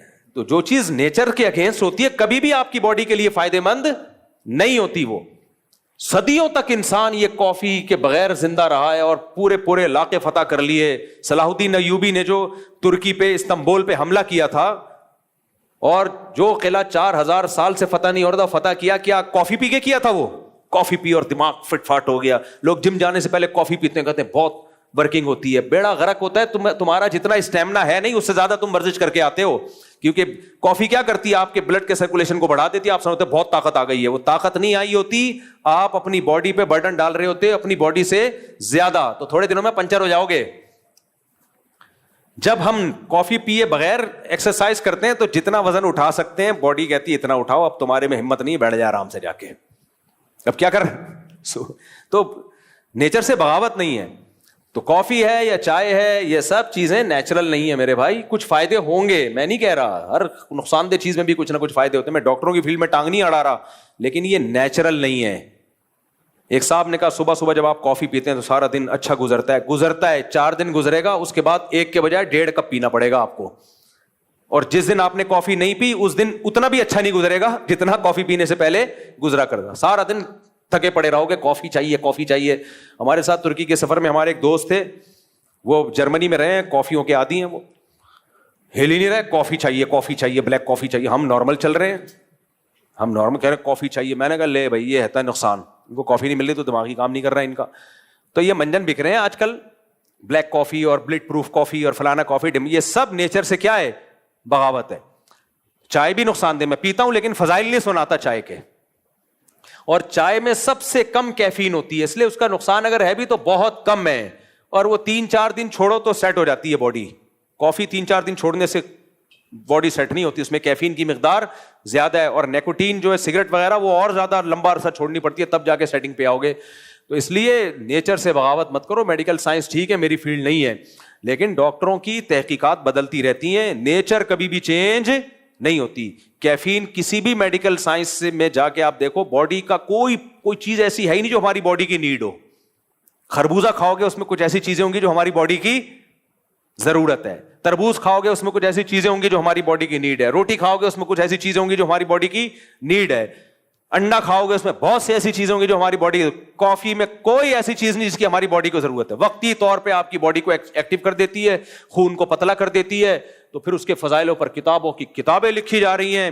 یہ صرف وقتی طور پر ہے, ایسا نہیں ہے کہ اور یہ ایکٹیو جو آپ کی باڈی ہو رہی ہے دن بھر ورک کر رہے ہو, یہ سب وقتی. جس دن کافی نہیں ملے گی اس دن اٹھ ہی نہیں پاؤ گے. بہت سے لوگ تو کمبخت کیا کر رہے ہیں, اب ڈاکٹروں نے پروموٹ کرنا بیگم کے پاس جانے سے پہلے کافی پی کے جاؤ, اور کہتے ہیں پرفارمنس بہت اچھی رہے گی.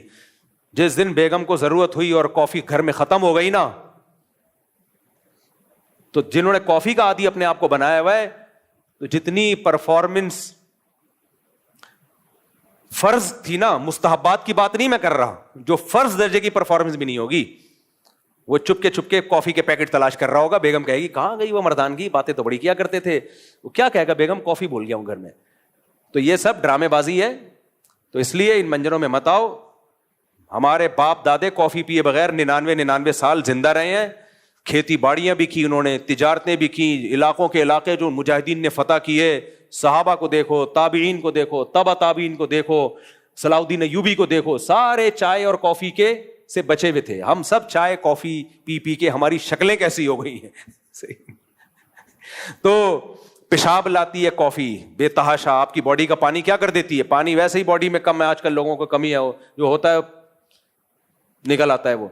تو اس لیے پیو, پھر بھی کافی پی لو, فضائل بیان نہ کرو بس, صحیح ہے نا.